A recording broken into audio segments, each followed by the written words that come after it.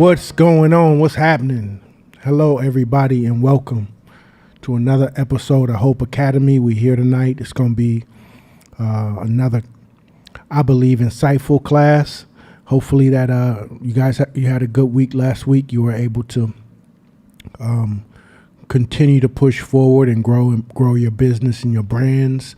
And if you needed to rewatch or read the books or go over some information, but hopefully you gathered knowledge this week. Part of the rhythm of your daily routine is to gather knowledge every day. And we're going to talk in detail a little bit about the hows to that, but I hope you guys had a good week. So we're going to do a little bit of pre-work before we get into our book and have a discussion. I want to continue last week's discussion that we had, and that was the beautiful discussion that we had about those particular topics of the types of leadership that there are, but at the same time, really dig deep. I want to, instead of going wide, I want to go deep. Oh, shit. Here we go. Instead of going wide with knowledge in a whole bunch of topics, I'd rather go deep with knowledge in a whole bunch of topics so that we can get them ingrained in the minds of you guys. Y'all ain't shit. You know that?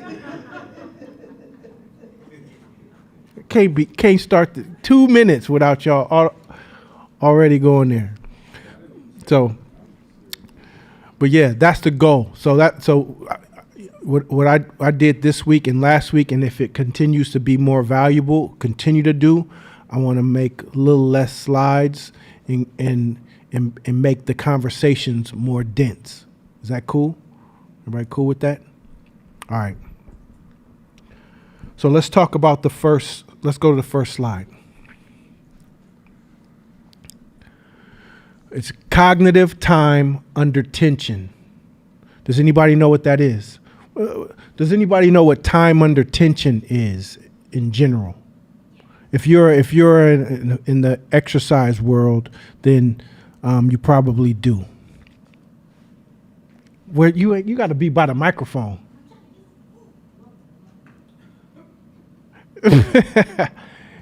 Oh, no. Time under tension is, well, in the exercise format, is when you are keeping the muscles under a tense space for a duration of time, and it's usually when you get maximum muscle gains. Okay, why is that a good thing in the exercise world? Because in order for your body to be responsive, you need to be able to strain the tissue and fiber for them to get stronger. So you have to adequately break them down. And if you're just doing a little fake like I see everybody doing little half push-ups and pull-ups and stuff, then you don't allow your muscles to go through the full range of motion so that they can understand the intensity and integrity. And is that just your opinion? Or no, that is not my opinion. That is science. Interesting. So you mean to tell me I can't just go to the weight and do this, and if it's light, I still just do this anyway, and I'll get the benefits? You can do it, but it depends on what your desired outcome is. So you might sweat, yes. You might feel a burn at some point, yes. But if your objective is to get stronger, to grow bigger muscles, and to get better, no, you are wasting your time. Huh. All right. And that's not from me. That's from a fitness expert, right? What time under tension means. So basically, the muscles benefit the most when they're under tension, meaning that you feel the muscle, you struggling with the weight. So if you're not struggling with the weight, kind of wasting your time if you're trying to build bigger muscles. That makes sense? You guys hear that too? You struggle with the weight. So if in the workout world, the bodybuilding world, the muscle building world, if you got 10 reps of a set, what are the reps that count the most? The last two. The other reps was just getting you ready for the last two. Because the last two is what? It's time under tension. It's you struggling, you fighting with the weight. You fighting with the weight. See what I'm saying? And if you're not fighting with the weight, you're wasting your time. Wasting your time. It's like the people who reading their phone, sitting on a treadmill or sitting on a little bike doing hella slow pedals. What the fuck are you doing here? Go home. Do that at home.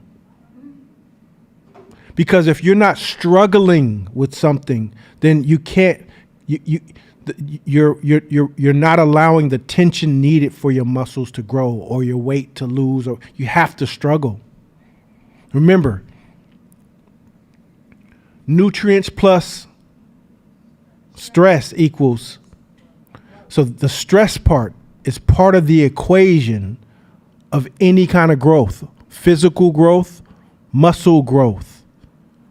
But what we're talking about now is cognitive time under tension.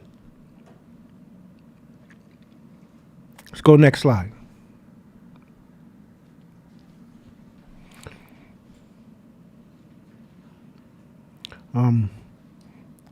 We'll wait for Shakina.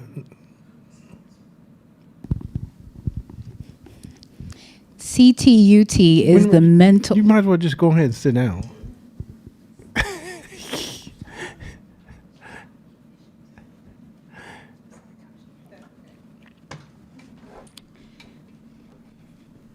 can't read that. Now I'm blind. I'm too far away. That's too small for me from this distance. Okay. Yeah, let Kaja read. Go ahead, Kaja. CTUT is the mental load zone where learning sticks. Okay. CTUT is the mental load zone where learning sticks. All right. What's the first bullet? Challenging but achievable tasks. Zone of proximal development. Okay. Next one. Productive struggle, not passive review. Okay. Next one. Sustained cognitive effort with attention and uncertainty. Okay. Next one. Active problem solving instead of rate repetition. Okay. So in this class or in any endeavor, anything you're trying to learn, the way you learn is under stress and tension. Not when it's easy, not when it feels good, not when it sounds good. So these moments are not how you grow.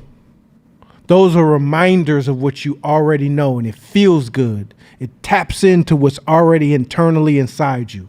That's cool. That's like, I see you. Oh, you believe that too? I believe that too. It's when two people relate to each other.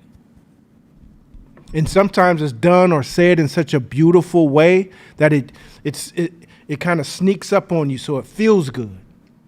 It's like a rhyme. But these aren't the moments where you learn. Go ahead. Jump in with an early question for you and a question for Shakina.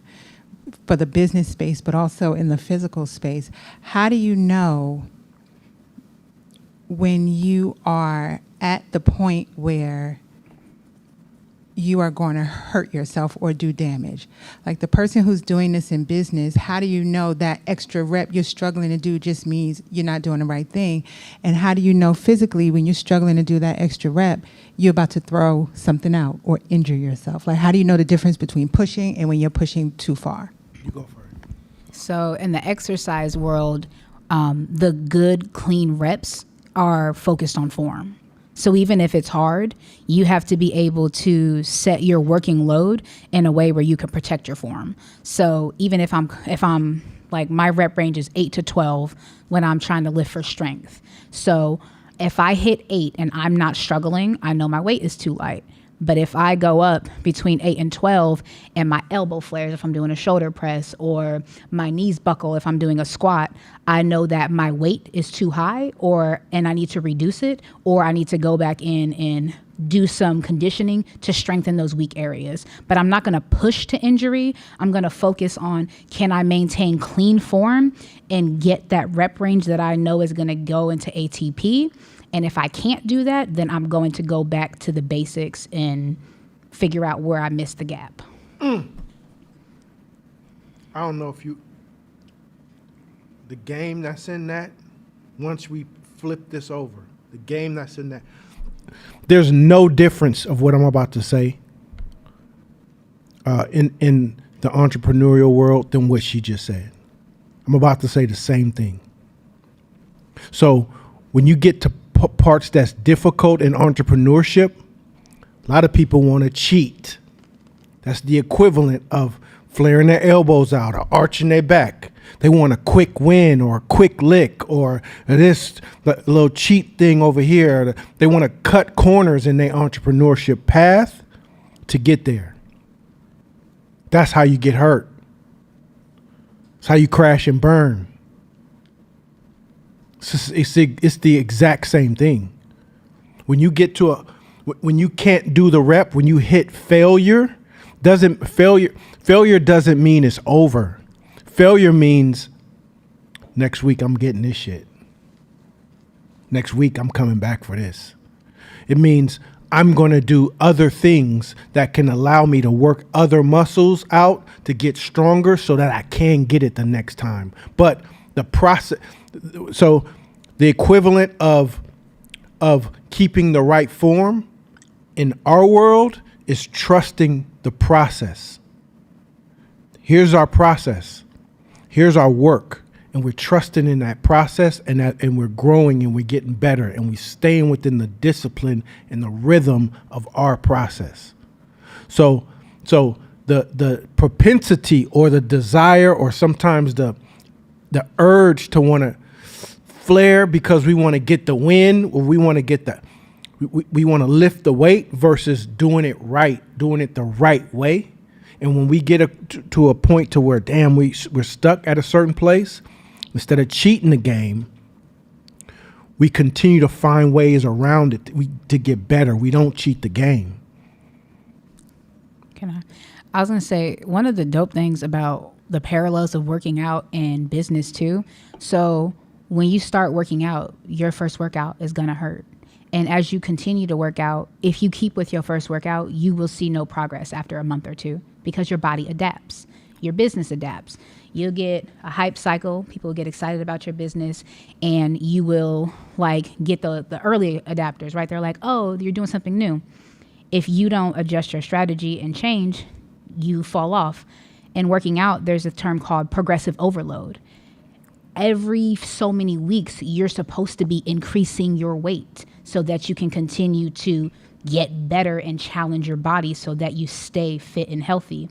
If you're not strategically creating a progressive overload program, you're going to stay the same or you're going to revert backwards because your body's going to do one thing, change and adapt. That's guaranteed. Until you die, your body is changing and adapting. In business, it's the same way. If you're not changing your strategy, listening to your customers, pinging to see oh, what's changing? What's my competitors doing? What are these things? If you're not figuring out how to get that competitive edge, it's the same thing. It goes hand in hand. You have to constantly be figuring out what's the next level or you're unintentionally reverting backwards. Okay. So challenging but achievable task. So that first bullet, challenging but achievable task, that's the zone of proximal development. It means that you're looking for tasks that are intentionally difficult for you. It's gonna be difficult. It's gonna be challenging. It's gonna hurt. You expect pain. You're looking for those last 2 reps. You're looking for the last 2 reps. In working out in the gym, what's the equivalent of a hype cycle? Anybody knows? When it comes to working out, the equivalent of a hype cycle. Go. Hit that button. when people initially like start shedding some pounds or seeing growth, you know what I'm saying? Absolutely. So the hype cycle in weight loss and losing weight in the gym is typically when you first start working out and you're like, oh, look at this, my first week. I lost this 5 pounds. They juiced, they excited. That's because you shocked your body. You just started. Then after the rapid weight loss tapers off, what typically happens? So do you. Man, this is some bullshit. This ain't fun no more. I might as well eat what I've been eating before because ain't nothing working. You was in a hype cycle. You were in a hype cycle. So if you're smart, you know, I'm going to continue to trust this process and learn my body and learn nutrition and learn how to keep myself in under tension. Just continue to keep time under tension so that I'm working these things, my nutrition, my diet, how I work out, my sleep, my patterns, all those things. But time under tension is important. So you got caught in the hype cycle and didn't realize it. Now, same thing in entrepreneurship. You press the button on your business. Boom. Oh, that's dope. Good job. You started a business. You selling some stuff. Okay. And then friends, family, your mama, your cousins, everybody jump on and buy. And you're like, man, I bought 100 pieces and I just sold 100 pieces. That's because the excitement of you starting and people around you who love you and fuck with you jumped on. But he's like, well, I'm going to order 1,000 next time. Now realizing you were in a hype cycle. There's no tension. Then it gets hard. You realize, man, I got 998 of these things in my garage. What's up? What's going on? Because you didn't realize you were at the initial hype cycle. Get in the tension. The tension is the tough stuff. Next one. But no, I'm sorry. We're on the next bullet. Productive struggle, not passive review. So you know what the difference between productive struggle and unproductive struggle is? You grow. Huh? You grow. I can't hear you. You grow from it. You can grow from it. Productive struggle is growth. Productive struggle is growth. Passive review, that's unproductive struggle. That's suffering, complaining, crying, being mad about stuff that playing the victim is passive review. It ain't fair, man. Trump got me doing this, these, and finding all these things and people to blame versus jumping in the game and finding productive struggle, meaning what can I do to get better? What can I do to get better? So cognitive time under tension is the mental equivalent of time under tension in the gym. And you cannot grow as an entrepreneur without cognitive time under tension. Anything else is like working out with a 4-pound weight. So when you come in this class and you listen to all the stuff, and if you don't do anything with it, you don't try to apply it, that's what you're doing. You lifting a 5-pound weight, and it feels good because you showed up, you came, you engaged, you have some great insights, but you didn't do nothing with it. So so you're lacking the tension part. And that's what activates the muscle of entrepreneurship. The same way it activates the muscle in real life. The muscle of entrepreneurship is activated with the tension, the pain of entrepreneurship, the struggle that comes with it, solving complex problems and issues, not cheating with the elbows and the arching of the back. And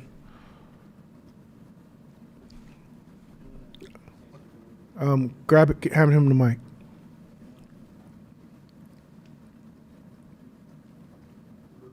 I do want to say something about the productive struggle.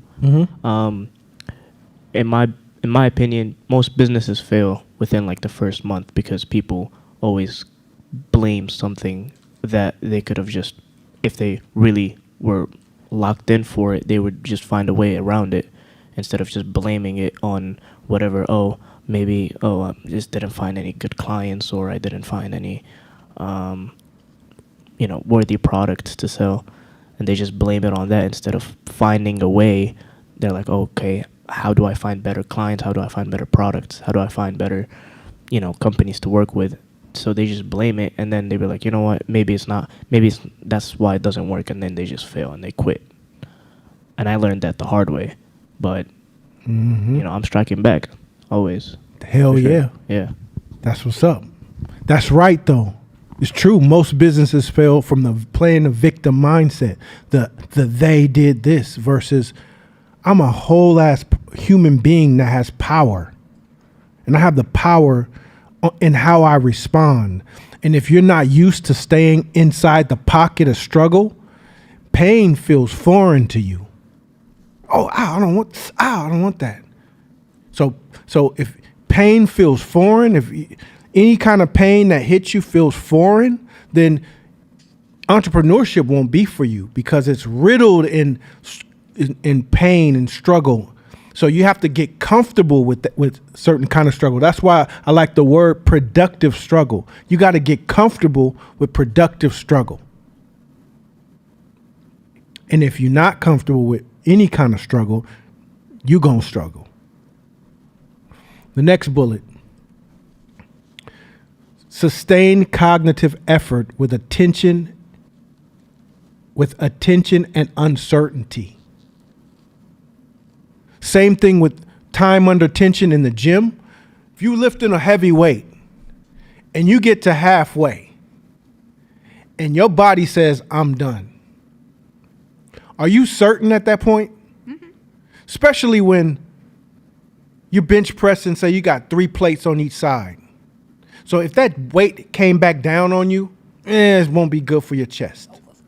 And if you get stuck at a certain, are you certain at that point? You're not certain. You don't know whether or not you can get it up or not.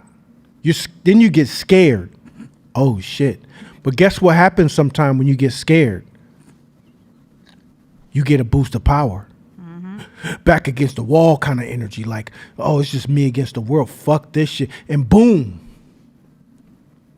That's the productive struggle. That's what you need. Sometimes in entrepreneurship, you'll get issues that face you like, oh man, I don't know how I'm gonna get through this. Oh, everybody, you walking out, hey, how you doing? Hi. You go in your room, you thinking about it. Okay, what are we gonna do? Shit, I don't know how I'm gonna do this. You start praying to whoever you pray to. Then the thing gets into your dreams at night, and you thinking, oh, and you dreaming about it. You think, oh man, I don't know if I can get through this. And then boom, something happens. You figured it out. There's a come through, there's a breakthrough. There's a new thought, an idea, a small seed, anything. That's the tension that you needed to get stronger as an entrepreneur. Just that's what it is. And you can't teach this in a class. There's no amount of class that you can teach for that strength right there. You got something you want to say? Yeah, it's the survival instinct that turns on immediately. Survival instinct can kick in. But there's nothing anybody can say that can mimic that actual engagement and feeling and that activation inside you. There's no class. You have to do it. You need the tension. That's like reading a book on how to get buff and just reading the book. I read the books. I read all the books. Well, have you walked into a gym? Well, I read all the entrepreneur books. I've been to all these other classes. How come my business ain't growing? How much tension have you put yourself through? What cognitive time under tension have you put yourself through? Last one. Active problem solving instead of rote repetition. Active problem solving. You know, Nana always we used to say, people would say, just give me a script. Just give me a recipe, please. Give me steps 1 through 10. Even if it's 50 steps, just give me steps so that I don't have to think. I could just follow the steps. You know why we say hell no? It's because you need cognitive time under tension to become a problem solver in order for your entrepreneurship to work. Because there are no steps for your business or your business or your business that a person like me is going to know. Only you would know those. I don't know. I'm forever trying to figure out my business and my shit, which is completely separate from what you guys do. So we meet at the thinking level, not at the recipe level. We meet at the thinking level because the thought processes, the ideologies, the philosophies are the same. The recipes aren't. So you need the thought process, the ideology, the philosophy, then you boil it under the tension of your business, and now it activates inside you. Anything less than that? Have you ever took pepper? You know, they call you pepper, dry roasting pepper. You ever dry roasted some pepper? Mm-hmm. Where they put, some recipes call for dry roasting pepper. You put pepper in a pan, no oil, no nothing, and you dry roast it. Because at a certain temperature, pepper activates and gets hotter. You could sprinkle pepper on some stuff and eat it, but pepper under heat activates and it gets hotter. Okay. That's what dry roasting is. So if you put, if the same thing is, you can't activate the knowledge that you guys have in this class. Some of you guys have incredible amounts of knowledge from this class that's sitting quiet and dormant in your brain, unactivated, because it has no tension to activate it. Once the tension activates, you'll be like, oh shit, I didn't know. Okay, wow.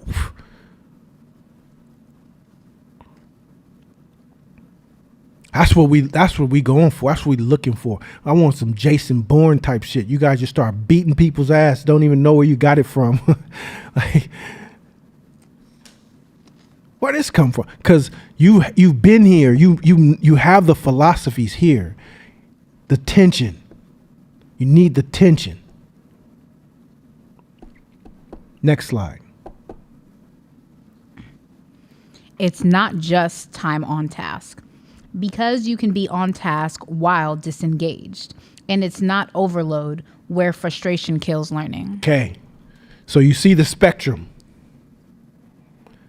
It's not overload.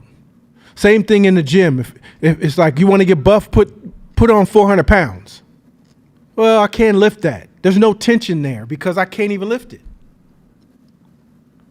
You have to be in a sweet spot of tension where you're pushing up against, you're problem solving. You're trying to figure it out. You don't know, it's uncertain, but you're going for it. That's the space you want to play in. You're at the edge of you're at the edge of yourself. You want to be at the edge of yourself with this shit. That's where growth is. And I'm going to tell you all a little something.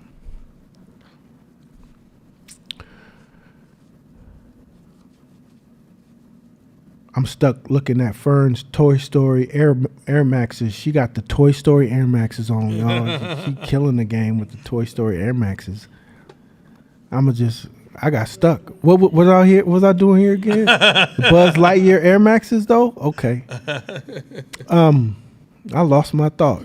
You said, let me tell y'all something. Oh, let me tell you something. Right. Let me tell you something. This is a basic statement, but it can mean a lot powerful as fuck. Powerful as fuck. There's always more. There's always more. Don't let the simplicity of what I just said go over your head. Because a lot of y'all are stuck in life because you think you've hit some limits. You think you tired? Fuck no, there's always more. You're not. You think you hit a limit? No, it's not. There's more. You think you gave your all? No, you didn't. There's more. You think you pushed yourself to your max? No, you didn't. There's more. You think you've been patient enough? No, you haven't. There's more. You think you've been doing your best? No, you ain't. There's more. Well, how do you know? Because there's more. I can't handle anymore. Yes, you can. There's more. There's more. It's your mental limitations that you think that you've reached, and it's an illusion. You can't have more without being able to handle more. Y'all want more. We all are in this class right now because we want more. Is that right? Mm-hmm. Or we wouldn't be in this class. We want more. We want more. More freedom, more revenue, more flexibility, more of a particular lifestyle, more fun, more relaxation, more vacation, more love, more something. We want more. But what are you willing to pay to get more? It costs. You got to be able to handle more. Ain't shit free. You got to be able to handle more. Can't want more without being able to handle more. I want bigger muscles, right? So that's what people say. I want bigger muscles. Push more weight. I want to lose weight. Do more exercise. Eat less. It's a call. You don't get to say, I want this, but I'm only willing to do this. There's more. Well, I have this condition and fuck that shit. You're capable of doing more. You're capable of doing more. You don't think you are, but you can.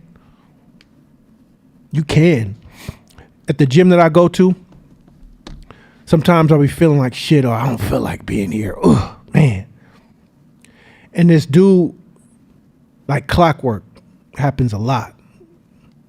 Pulls up in the gym in a wheelchair, no bottom half of his body. Top half yoked as fuck. You know what I'm talking about? He on his earpods on, he's singing, he dancing, hella upbeat. I'm like, Court, shut the fuck up. There's more. He ain't got no bottom half. But the half he do got,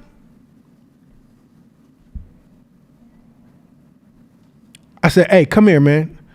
Well, I said, I don't know how much you realize how much you inspire me. You're like, that's all I'm here for. I appreciate that. Way more. Way more. So a lot of you guys are stuck at your mental limitations, but there's more. There's more. I read a book a long time ago. Drastic example, but it hit home about the more part. How many here got children? Kids? 1, 2? Only 2 people, 3 people got kids? All right, so it may not hit as hard to the ones that don't have kids, but you get the point. But I said, how many of you, raise your hand if you can make $1 million by this time next year? $1 million. Raise your hand. Nobody? One person? Okay. Now, if I kidnapped your child or your mom or somebody you love and put a gun to their head and sent you a video and said, hey, can't nobody find me. And if you don't bring me $1 million this time next year, I'm blowing their head off. Would you find a way to, how many will find a way to get it? Oh, hands. More hands. There's more. There's more. At least more than half of y'all was like, oh, you just found $1 million inside of you. Right? That means there's more. I read that in the book, and because when they said got to $1 million, I was like, yeah, I can't do that. But when it said my kids, my who, I start coming up with all these ideas. Oh, I could do this, I could do that. There's more. Y'all just sitting dormant in some places. And when you are playing with the time under tension game, you're always at the edge. You're playing at the edges, and that's where you want to be, at the edges. I think in that example, it makes me think about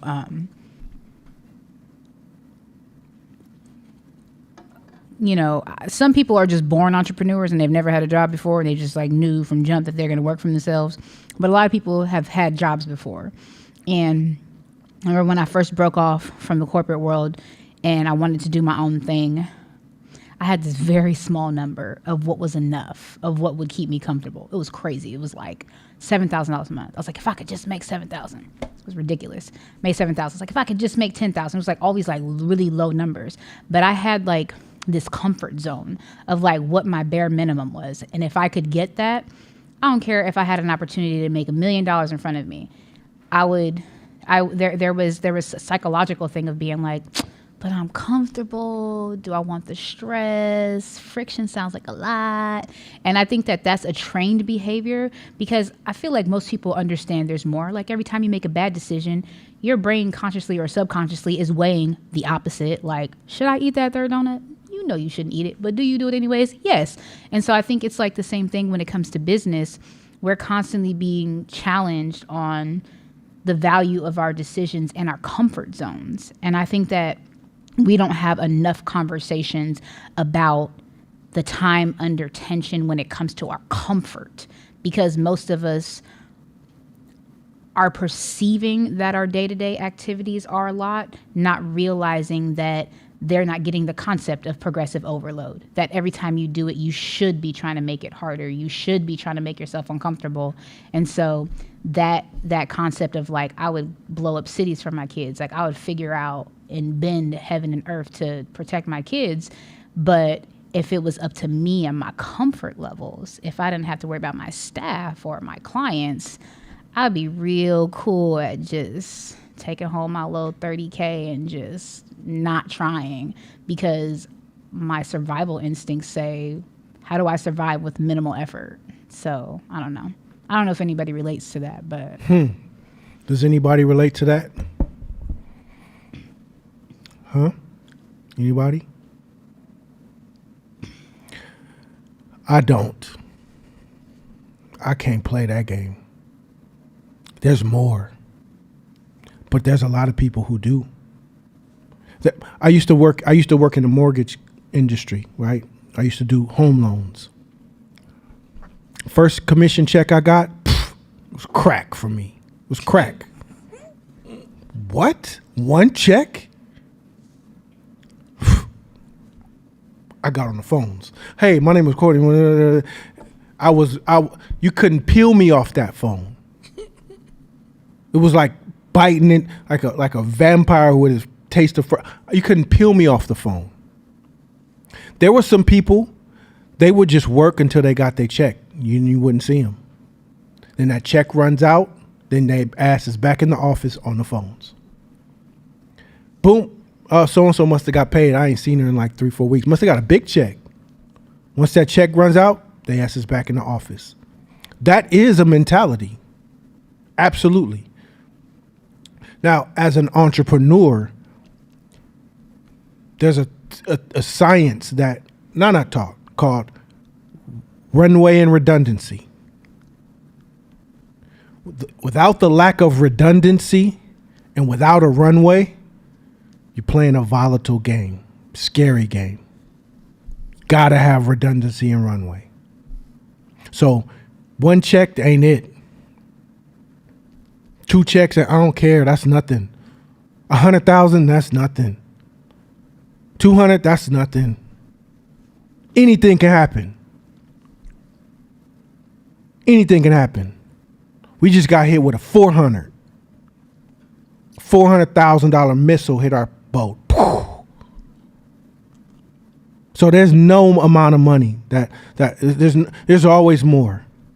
Now what you do with it is a different thing. How you manage it's a different thing. But because you're injured, you could get injured. Something can happen to you. All kind of shit can happen. Then what? Our survival a lot of times, and this the reason why what Shakina said is so normal, especially from people like us, is because we come from so much struggle. So then we struggle so much to just survive. Oh, we struggle to survive. Shit. So that time under tension that we spent as children in the hood, in the ghetto, when our mama didn't have no food, all this stuff, and it was always a struggle to try to eat and do all kind of shit. The minute we get a place where we feel comfortable, we hit like some lick. We like, oh, I can finally chill. Finally get a rest. And that's understandable, right? That's understandable. My brain naturally would sometimes do that. I've been struggling my whole life. So finally I get a big check that I see, oh man, this could last me some time. I got a chance to breathe now. That's a normal feeling, especially when you come from poverty. The reversed psychology, the other side of that thought is that there's always more. There's more.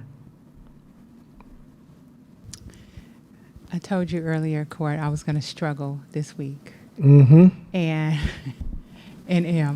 am. Because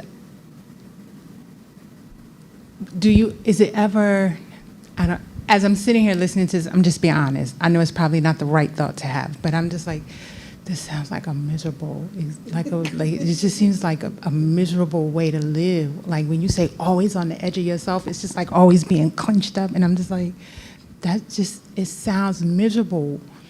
And I'm really trying to adjust my mind, because what you just said just now, it resonates with me. And just as a black woman get so much value signaling and virtue signaling from how bad their back could be broken and they could still lay their edges. Like they get so much pats on the back for how much you could struggle. And then you watch a lot of black women struggle their way right into the grave because you get so much validation for how much you could take. And I'm just like, this is like a miserable ass way to live. I'm really trying to think about the trade-off and worth and value and what is it all for? What kind of life you want to have? Because I feel like I hear you saying there is never no enough. Okay, great. Man, I love you, Kaja. Mm-hmm. Appreciate you, Kaja. I got a question. Who works out every day here? Okay, 4, 5, 6. All right. Let's start with Nana.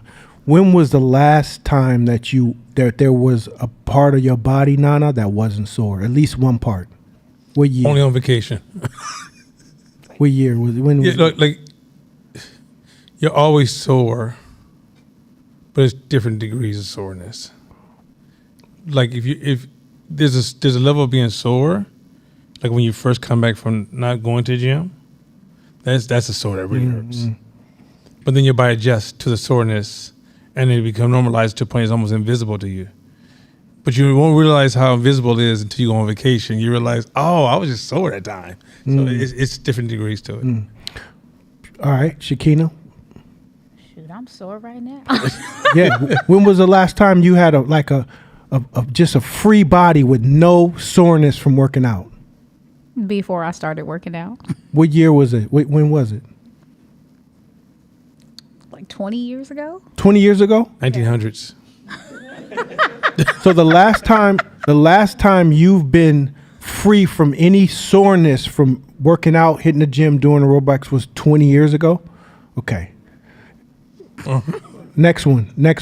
Oh yeah. Mike, but there's levels too. I mean, if I haven't trained jujitsu for a couple weeks and I go back, it's even worse than not working out. It's like not working out times 10. I feel like my whole body. Everything's fucked. But yeah, it's always like a day of soreness. Like even if I'm just doing my dailies, like my little 20 minutes, there's some type of level of soreness. Okay. Like it's worse if I don't work out for a week. Because then coming back, it's like it's just way worse. But you always, it's like subtle soreness, but you can get through it. They don't like nowhere. Like it's probably there, but it's not. Okay, Jasadi, with the muscles now, I get it. Yeah, I see you know, it. He got, that's and old he school had to Chubby was remind saying. me because he did the arm like this. Like, Yeah. I see it. He getting swole over there. Jordan. For me, I'll say there's soreness and then there's pain. So even when there's areas where it's pain, I still find a way to work out some other part of my body. When was the last time you were just sore free? Like your body you weren't sore from no muscle working out? I can't recall, to be honest. Pick a year. Shit, maybe like, I was going to say 2020, but that's when I had surgery. I was still sore. Yeah, so maybe like 2017 maybe. Now, all the people that talk, do you have a miserable life?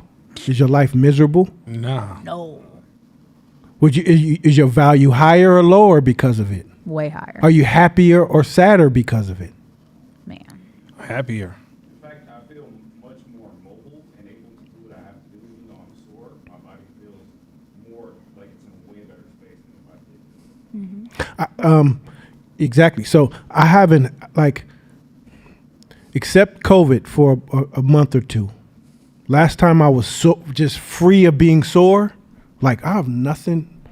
I can't even remember the year. It had to be in the 1900s. I can't remember the year. COVID, I was sitting and I was like, this is the first time I can't that there's no sore muscle on my body because I'm always working out a muscle.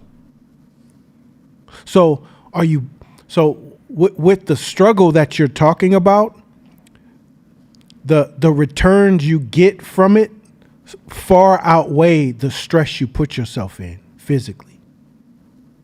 You see what I'm saying? So that's time under tension with the physical body.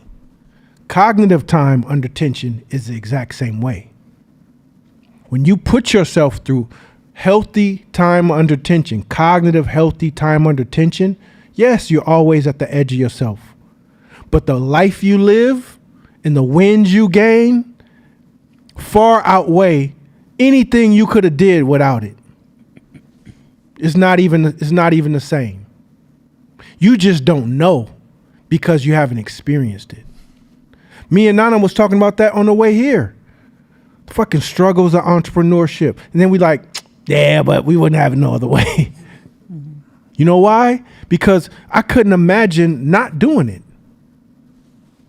I couldn't imagine not doing it. The life that you get to live, putting yourself through that, when you look down and around, you're like, man, what a life. Can I do my version of course spell? Because you always give a different perspective, but it's always more of a When Court ever answers a question second, I love his perspective, so I'm gonna try to do my version of his imitating him. So what I'm saying, I was just like, I was just joking. There's a difference between starvation and hunger. Big difference. But if you don't know what the difference is, you missed that whole statement. When you're starving, it's almost like that's painful. I can imagine life starving, but I can imagine life being hungry. It's a difference. Big difference, right?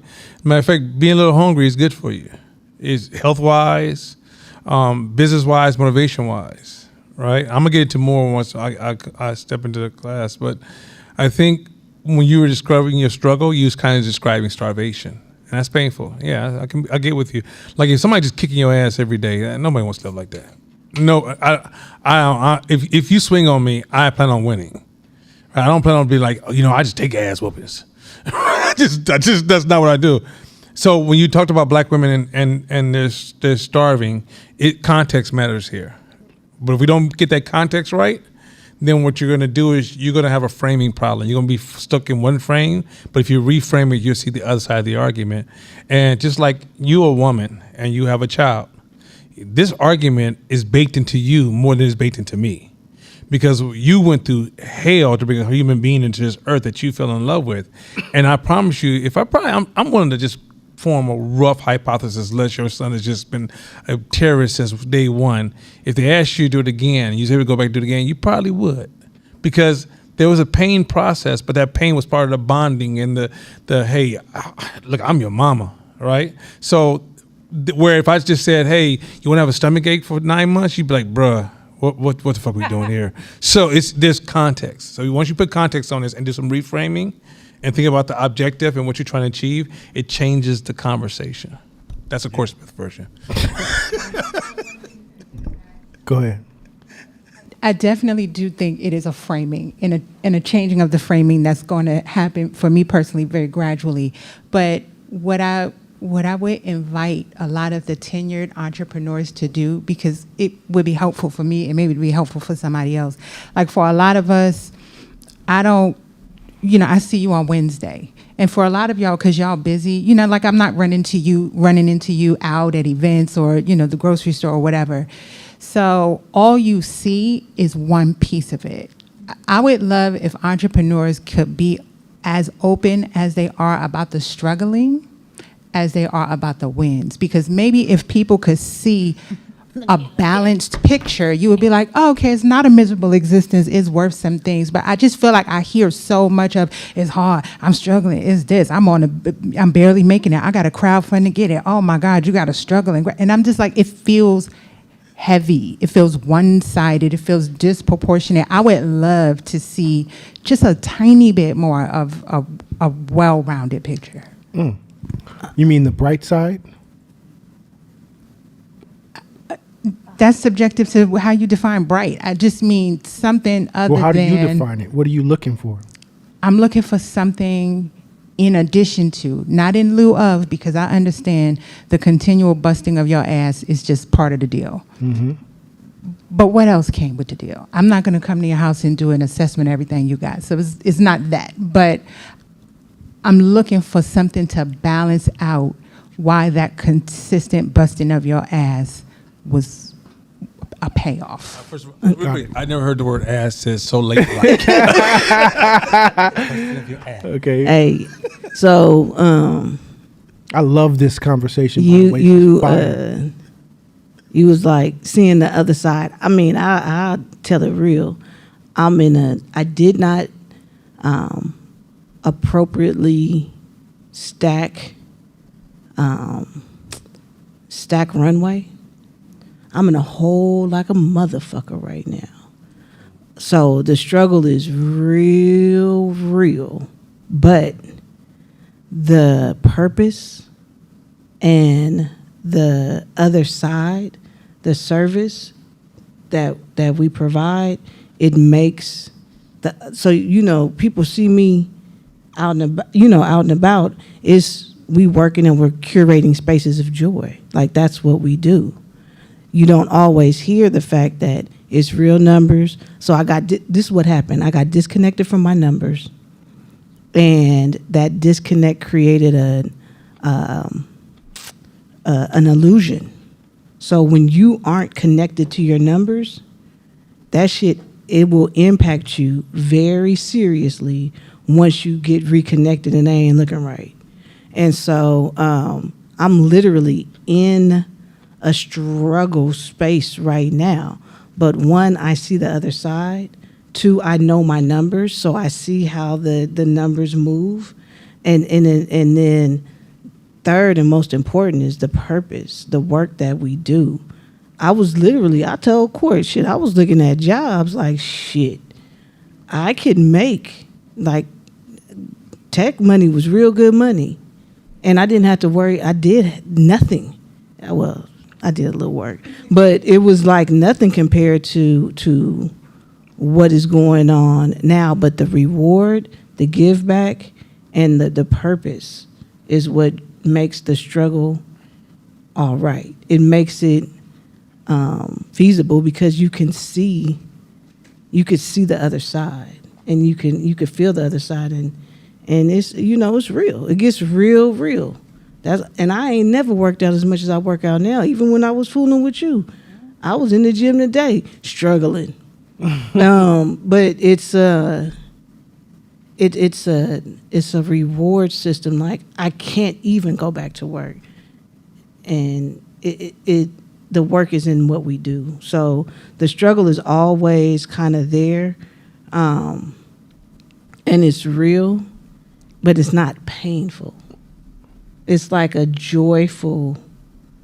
It's a joyful journey, It's a joyful journey, and when it hits, and when everything is moving, but you see the needle is always going up, and the impact and the service is continuing to grow, then it makes it worth it. So that's like, you take the good with the bad and know that out of 100, if I got 3 solid wins, I'll take those 97 losses, because the impact is what it's about for me. And I'm speaking from a real struggle space right now, but it's good because we know what we're doing. I appreciate that, Fern. Go ahead, Sydney. 2 things came to mind. One relates a lot to what Fern had just sort of ended with, was the, like, don't confuse pain moments with, like, overarching pain. I remember Nana gave this example maybe like towards the end of last year. He was like, if you see him and his wife in an argument or debate, and then you look like you don't want to divorce your wife, like, that's crazy. Like, you guys are getting into it, having a debate, and it's like, this is just one moment. Like, we have a great marriage. It's a great situation going on. So I think some of that happens in these conversations. It was like, don't take this painful moment in entrepreneurship of the whole journey. And then I think it's also an underlying of what you enjoy. Like, people enjoy these different things. Like, if I say, I'm talking to somebody and I'm like, I just ran 5 miles, and they'll look at me like, crazy, like, you ran 5 miles? That's crazy pain. It's like, I enjoy running. Like, 5 miles is great for me. So it's like, sometimes some of these pain moments in entrepreneurship, it's like, I enjoy them though. Like, sometimes I'll have a conversation with the client who's like, they're angry about something, or I have to navigate that. And it's like, to somebody, that's like the worst thing in the world. And it's like, it's not the brightest of entrepreneurship, but like, I enjoy that moment too. So some of the pain moments is pain to one person, but enjoyable. Same way if somebody's like, yo, I spent a week at the beach. To me, that's insane. I don't like the beach personally. So it's like, that's not a vacation to me. So I don't like the sand. I don't like the ocean. It's not for me. But that's a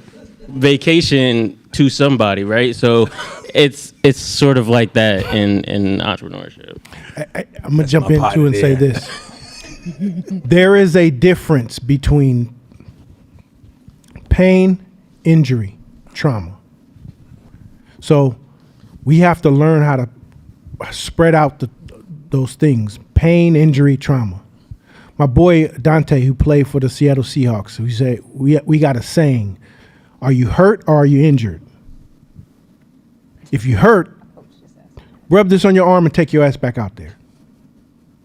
If you're injured, then you can't go back out there because something's broken. So a lot of times when we think about pain, our pain takes a beeline straight to the trauma that we've endured.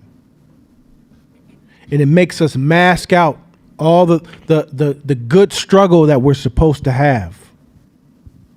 And there's some of us who are experiencing pain or who have experienced large amounts of trauma and injury in their life. So if they mention the word pain, go get that shit. Get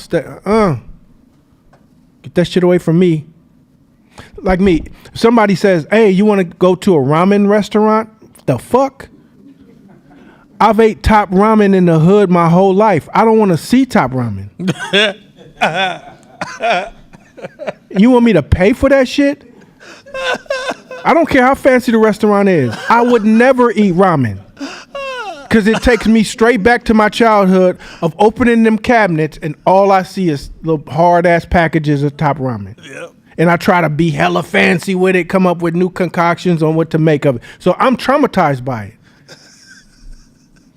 But because I mentally connected something that's innocent and new to my trauma. So when we say, hey, we got to experience some pain, a lot of us go straight to pain, straight to our trauma. We want to succeed, you got to feel some of that pain. It's struggle. It's good struggle. But we don't have a healthy relationship with struggle or pain. Because pain is all one definition. Pain is trauma, pain is injury, pain is pain, it's all meshed together. Learn how to spread it out. And then To me, pain in entrepreneurship or business or whatever the case may be, to me, it's a lesson. It's a stepping stone. Okay, how could I improve? Like, yeah, obviously it's gonna hurt. It's gonna suck, but you just gotta keep going. Like, I can't stop because of one bad experience. Like, a relationship can't end because one bad experience. You gotta learn how to find a way through it and just keep going. Like, you just it's a stepping stone. It's a lesson. It's not failure. It's a lesson on how to improve and just be better and keep the ball rolling. Like how you think, brother? Real quick, reinforce, make it turn what Court said into analogy. How many of you guys play video games? Anybody ever enjoy a game before? Any kind of game? I don't care what it is, right? Tell me about playing a game without pain. Is it any fun? Right. Tell me a game that you can have that has no pain and tell me where the fun happens. Part of what the mixture of making the fun happen is the pain of not knowing how to get past the next level, the losses, the challenges, the thinking about it all night before you go to bed because you're trying to figure it out for the next day, the spending hours trying to get past a certain level. That's real. Fuck, that's a good ass analogy. That's pain. That's it. Once you understand, that's when we talk about pain. The problem is that in a lot of entrepreneurs, going back to what Court said, which was excellent, is because we have a bad association with the pain. He's trying to extend our relationship with pain. Like, stop putting it as a bad thing and put it as an ingredient in your cupboard. He's trying to change that conversation. And so when we keep trying to say, but it's still pain, it's like, no, that's your interpretation. Yet, if you actually stand at many things in life, it's this natural dance with pain that's part of our evolution as human beings. Hella dope. Hella dope. I was just going to say that pain is subjective. Depending on where you're at in your journey and what you're doing that's causing pain, at some point on your journey, if you keep doing it, it will no longer be painful. And we really get the opportunity to choose what pain we're in. It's painful to stay broke. It's painful to get out there and figure out how to not be broke. It's painful to be out of shape because you're training a soreness for your back going out, for medications, for pain of doctor bills and surgeries. So as long as you're alive, you're choosing your pain. You just get to be in more of a driver's seat when you choose to take ownership of when you do and do not want to experience pain. But it's a part of the journey of being alive. The only time you're not going to experience pain is if you're dead. Love that shit. But that's what a job is, right? That's A lot of dope. times, like for me, singing a job every day and not having an agency was too painful for me to tolerate. So the access to agency, even like when you get off that BART train and you go through your community, you realize ain't nobody leading shit, running shit. That was too painful for me to watch. And I feel like I was escaping my responsibilities. So if I ever embraced that level of resistance to pain, I'd be a horrible father, a horrible man, horrible everything. And so what makes me the man I am is my relationship with pain. Because I promise you, I don't want to do everything I have to do. I don't never want to do everything I have to do. But I tell my mind, man, what the fuck are you doing? We're going to override you again today. And then the exhilaration from the override and the accomplishment makes me look at the next time I see that pain and go, you there? Get the fuck out of my face. Come on, bruh. So there's a man that we become that a lot of men never will ever experience. Me and Course had this conversation. The man that we are, I fell in love with who I am because I became a man I'd never imagined me becoming by me jumping over so many hurdles of friction and pain. And I would argue that many of us will never, like you said, there is more. For us to access more, we're going to have to jump over those walls. And those walls sometimes are mental pain, fall asleep. Like, for example, when you run, you've done this before. Anybody ever go running and the first 2 laps, everything hurts? And about a mile into it, nothing hurts. Like, literally nothing hurts. It's the craziest thing ever. Mm-hmm. Or you can have, let's say you have a stomach pain, you're running. You can focus on your stomach pain the whole run. Let's say it doesn't go away. And you'll forget your calf. You only feel the calves now. You won't feel you won't feel the breathing because my stomach hurts, right? And even though their pain, they're being overridden because you're focusing on this pain. So going back to Shakina's point, pain is this thing that you got to build a different relationship with it because you can move it around. And often there is more. What prevents that, this is why his message is so dope. What prevents that is we have a poor relationship with friction and pain points. So when he said there is more, we already got a limitation to what he just said. Question. Jumping off, moving off that. What is discipline? What is discipline? Jordan. I see it as doing something in the absence of enjoyment. Is that called pain? Sometimes. So the definition of discipline, the thing that is the foundation of success in anything, is pain. Microdoses of pain. I want to go left. I want to go left, but I need to go right. I want to do this, but I need to do this. And the pain from that disconnection, that hurt of wanting to do something but choosing to do this, pain. That's the definition of discipline. Pain. Small versions. Telling yourself no. So is a lack of discipline the fear of pain? The lack of discipline is a desire for constant pleasure. I want to feel good all the time, and I never want to feel bad. That anything that makes me feel bad, nah. I'm only pursuing the shit that makes me feel good. Mm-hmm. So whenever you get to a place of pain, your litmus test of whether you're going there or not depends on how it feels to you. Does it feel good? Do I feel good about it? Do I like it? Do I want to do it? Am I pulled towards it? But hell no, you're not going to be pulled towards it all the time. I've been pulled towards some shit that I really wanted. God, you feel me? Keep it going. Pulled towards it. And had to pull myself, because that's what discipline is. Food I want to eat, pull towards it, but because that's what discipline is.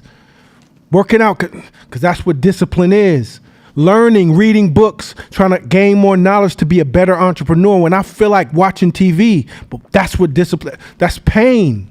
That's sacrifice, that's pain. So if you have a bullshit relationship with pain and you never want to be hurt or feel pain or hurt, it's going to reflect everywhere in your life. You're going to see it. It's going to show up in your money. It's going to show up in you. It's going to show up in your relationships because you don't have tough conversations. Hey, yo, let's have this tough conversation. It's going to hurt. We're not going to be singing Kumbaya together today. We're going to have a tough, uncomfortable conversation. But when we get done, we're going to love each other stronger. Have anybody been like, I'm done. I'm out. I don't want to talk about this no more. Of course. Kaja, did you just raise your hand? I'm not. I'm done. I don't want to hear it. I'm done. I'm done. That means, ooh, pain. I'm out. No, we gonna sit here. We gonna sit here. Nope. Close the door. We ain't going nowhere.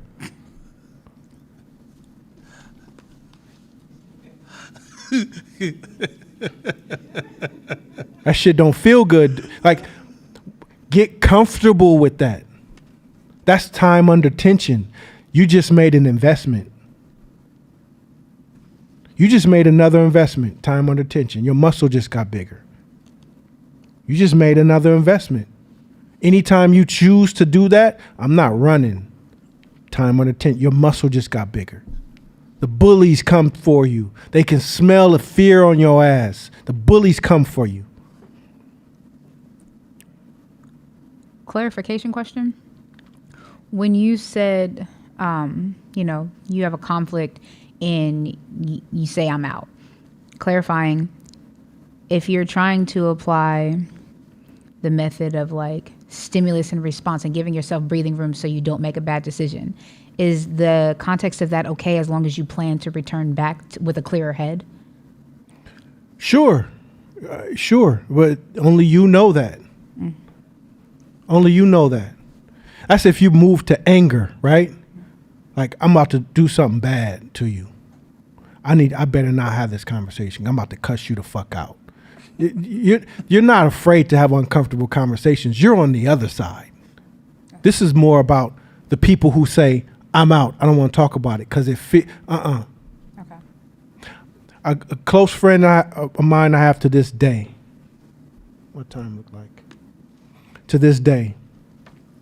He was the most savage dude in the neighborhood. Just the scariest dude in the neighborhood. Everybody was scared of this dude. Just your typical gold teeth, no shirt wearing, yoke for no reason, riding around bullying people.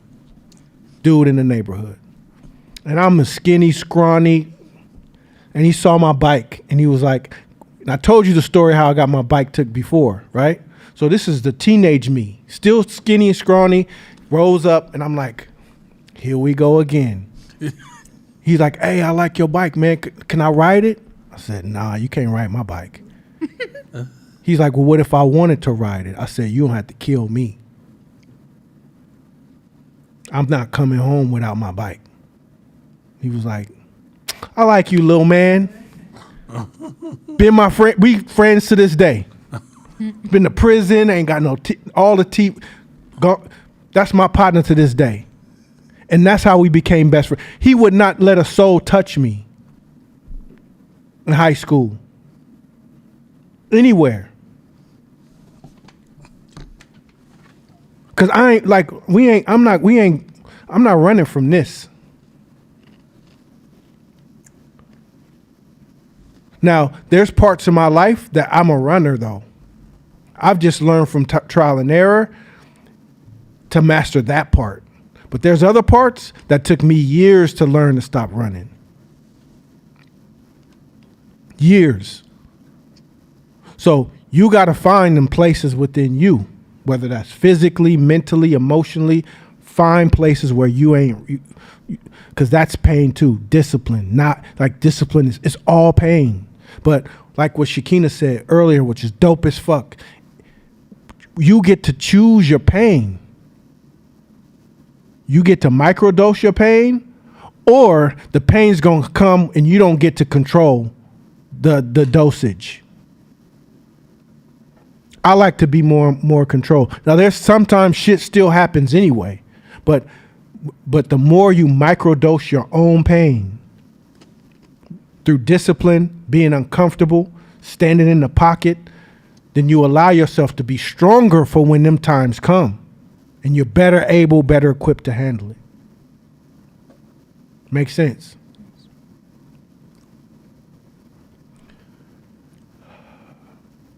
I'm not even going to go on to the next slide because we got 6 minutes. And we'll start from here next week.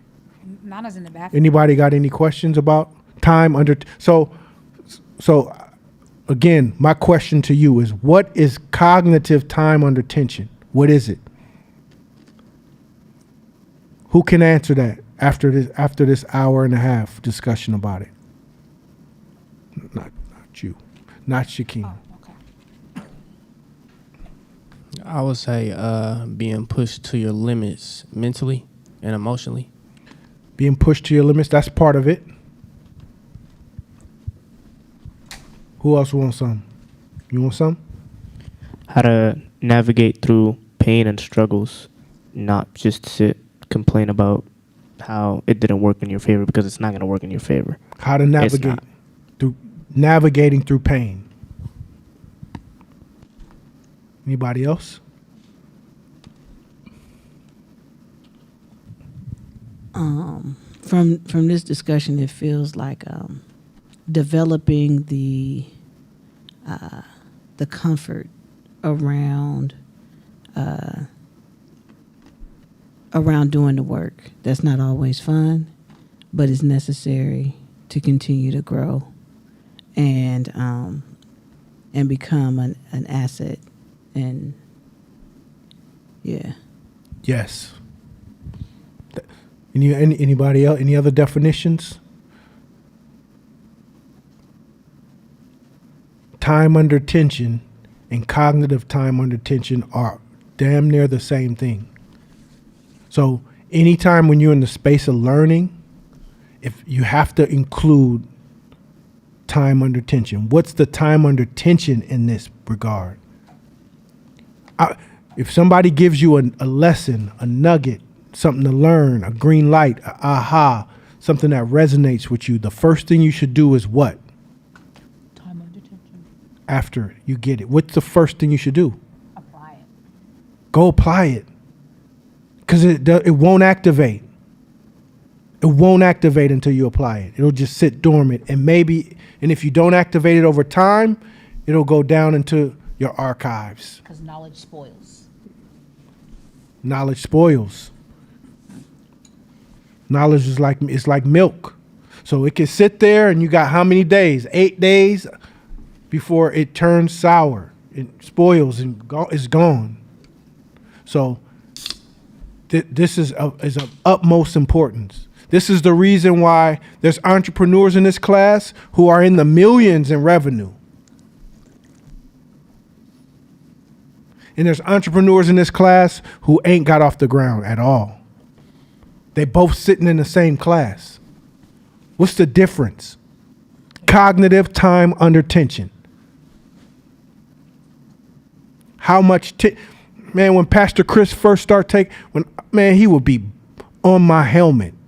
And I'm thinking he on my helmet, but he had already called Nana and been talking to him for an hour and a half already. And he wouldn't tell me till 45 minutes into the conversation. What do you think about this? Back and forth about it, man. Back and forth. And then he'll say, shit, I talked to Nana and he said the same thing. Like, what? That's time under tension. I tried it, and this happened, and you tweak, you get the bugs out during the actual activation. And we watched this brother grow into multi-millions. But it's not even about the money. We watched him grow into large amounts of people wanting to be a part of what he's doing. Like, understand that it's the tension. We know the difference. It's who's applying, who's trying, who's failing at it, who's struggling, who's having pain around it. Man, y'all shit, I tried this shit, it didn't work. I want somebody to come with me, tell me that. I tried that, and man, that's some bullshit. Tell me that's some bullshit so that we can debate about it. That's a beautiful conversation. But to not try it and throw rocks at it from afar, There's no tension there. So we're not even having the same conversation because it doesn't activate until you apply heat. All right. Brief intermission.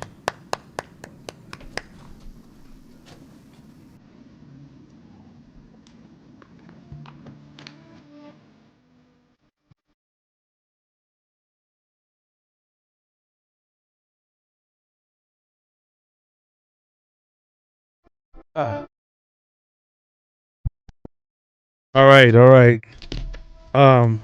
So past quarters of water. Thank you, family. Let me play in the other arena for a few minutes. You remember Kaja, and the rest of you guys, but Kaja brought it up, and thank you, Kaja, because that was actually. Those are questions. Some of the questions some things when she posed that statement, I think it's things that there's an insight to the statement that she posed, like, with the pain thing. So remember I talked about it, I think it was about 3 weeks ago at the end of a class. Are we trying to cope or are you trying to conquer? And that's a huge difference. I don't think we articulate the difference between coping and conquering. Most people cope. One of the ways to destroy your creativity is to be too safe. Let's just again, one of the ways to destroy your creativity and innovation is to be too safe. Creativity automatically inherits a degree of risk, right? But in a safe society like the Bay Area, we become a very corporate-based society, right? Where you hear the language of corporations in the streets. It used to be a time the streets was the streets and corporate was corporate. And you didn't go home and talk that corporate shit or move like corporation. You move the way your culture dictated you move. Now we go home and we're having corporate dialogues in our bedrooms, which is crazy. Girl, can you sign your NDA before we get started? But anyway, I'm just playing.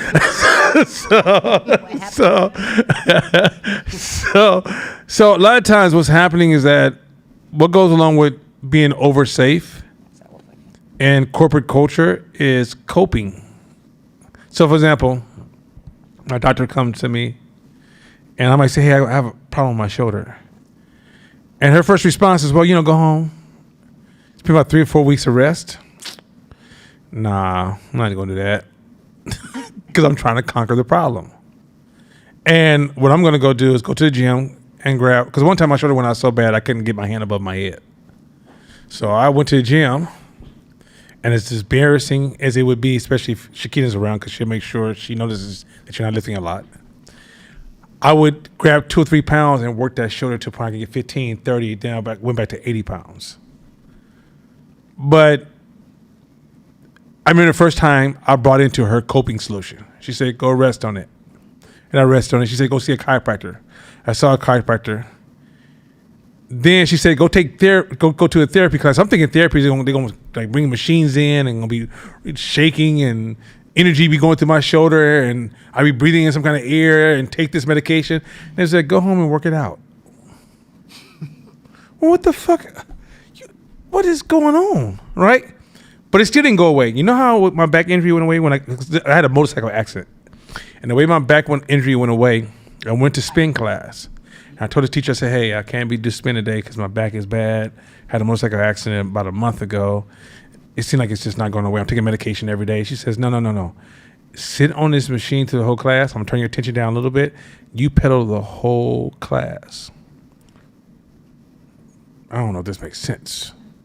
So, little Italian lady. She's the toughest little Italian woman you've ever seen in your life. If she had muscles, she'd beat everybody's ass. So I'm on a bike and I'm cycling. I'm thinking, oh, I don't know. I don't get. So at one point, I went to turn it up. She said, I didn't say turn it up. You keep it right there. But it was enough tension. I went to stand up. She said, no, don't stand up. Just sit right there. I got off that bike. It felt like I took the best Motrin known to man. For the whole day, I didn't feel my back at all. So I went back to class every day and rode. 1 month later, my back injury was gone. What I'm trying to say is that people who cope, this is not really for, if you're not an entrepreneur and you hear this, I'm not talking to you. But what's baked into an entrepreneur by default is we got to conquer.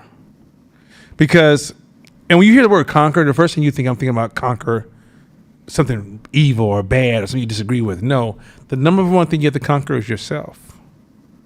I can't begin to tell you how your brain will frame and articulate what you can't do. It will frame what is impossible. It will take anecdotal evidence to say, no one's ever done this before, right? You will use flawed logic to say, because you haven't seen it, it cannot exist, right? And so a lot of times, if you're not in the rhythm of conquering, you not only do you tell communicated limitations to you, I don't give a shit, you tell yourself all the time, I don't give a shit what you think. I'm still going for it. I've calculated it. I think it's worth the risk, worth the investment. As a human being, we're always gambling. Now, some of us, I don't gamble in Las Vegas either. That's not my interest. But I'm gambling with my decisions, my hypothesis, my research. And there's other people who, when they're faced with that same voice, they're negotiating with it. Okay, what if I just sit down today? Okay, I'll tell you what, I won't do it tomorrow. You know what? Maybe I shouldn't be doing it. Maybe I should just go ahead and do this. I just changed my lifestyle. I'm changing my career because that was kind of stupid. I'm going to go ahead. I'm going to work on being an ambulance driver because I feel like that's safer. What? Like, that is how much you see a lot of people are copers. I had a guy, one of my family members, sit with me the other day. He's like, I have this back injury. I'm not as buff as you now. I'm not as strong as you, but, because I would be in the gym, but I got this back injury because one of my discs. And I said, oh. And he kept talking. He's like, I went to the doctor, so, at some point, hopefully it'll go away and I can get back in the gym. I said, now you just told me your business wasn't doing good and you felt depressed, right? He said, yeah. I said, and you almost wanted to crawl into a corner, right? You just wanted to quit, right? He said, yeah. I said, you're coping. I'm not coping. So you don't hear yourself, huh? You don't hear how, when you talked about your injury, you didn't have no way of conquering it. When you talk about your business, when you fail, you didn't see it as a learning opportunity. You framed it as a loss. Every time I take a blow that I can't, like I take a hit from something that I didn't see, or I get tripped up, it's a challenge for me. But some people get tripped up and they start talking about safety. That's a big difference. So the pain points that we experience, how you frame them does really, really, really matter, because it does change the absolute outcome. So that's very important. All right, before I jump into my class, I want to ask you guys a question. Anybody see one of my favorite companies? No, one of my favorite clothing design companies. Not my favorite companies. Let me be very transparent. And this is not design. This is a business class. It's very important to take these opportunities to have a conversation. Anybody see that reply from Actively Black to Ralph Lauren? You guys didn't see it? So, Sydney, if you can find that link at some point and just fire it to to a private group. It was Actively Black reply to Ralph Lauren. So Actively Black had designed a Morehouse hoodie, or they designed black HBCU hoodies, and then they came out with a brand called Black Farmers, cotton from Black Farmers, which I thought that was framed wrong. He framed it wrong, because you can't agitate our trauma and sell us something, right? You can't say, "Hey, black people, you want to buy something from a cotton field?" It doesn't translate, right? You have to say something like, "Hey, you want to buy this wonderful cotton T-shirt that's made by black farmers?" See how it feels different? Just reframing, right? But anyway, so he came out with a hoodie, and he came out with a T-shirt, and I think his T-shirt was like $80 for a T-shirt, because he was supporting black farmers, right? And in the process, Ralph Lauren released this beautiful line of Morehouse clothing. And he got online and said, he goes, I'm not complaining about, Ralph Lauren's clothes is really nice. And I understand, it's Ralph Lauren. But I can't understand why black people will be willing to pay this much money for his stuff, but complain about my prices. And then he went on a rant about how, he's trying to support black businesses, and yet you're willing to go here and buy Ralph Lauren when I'm over here trying to do this, and this. It was all defense. Am I lying? Anything you want to add to that? Because you saw it. Huh? Go ahead.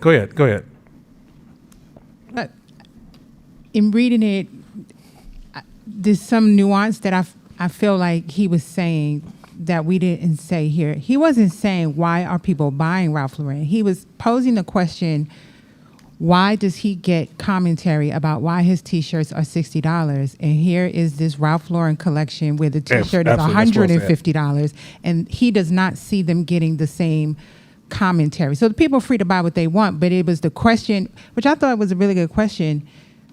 It wasn't a question. He was complaining. It was not a question. And when you watched him talk about it, it wasn't like, can I ask you? Because first of all, it's not a public question on social media. Like that, anytime you bring something like that to social media, that's not like question space. Yeah. Right. He's taking a position that he's trying to soften with some of his undertones. That's all poor framing. It's all poor framing. Since you guys didn't see it, it's hard for me to go, what do you guys think about it? But the problem with this, Ralph Lauren, how many years they've been in business? I think since I've been born. That's 50-something business. 50-something years they've been running around. Somebody look up how long Ralph Lauren's been in business. Huh? Okay.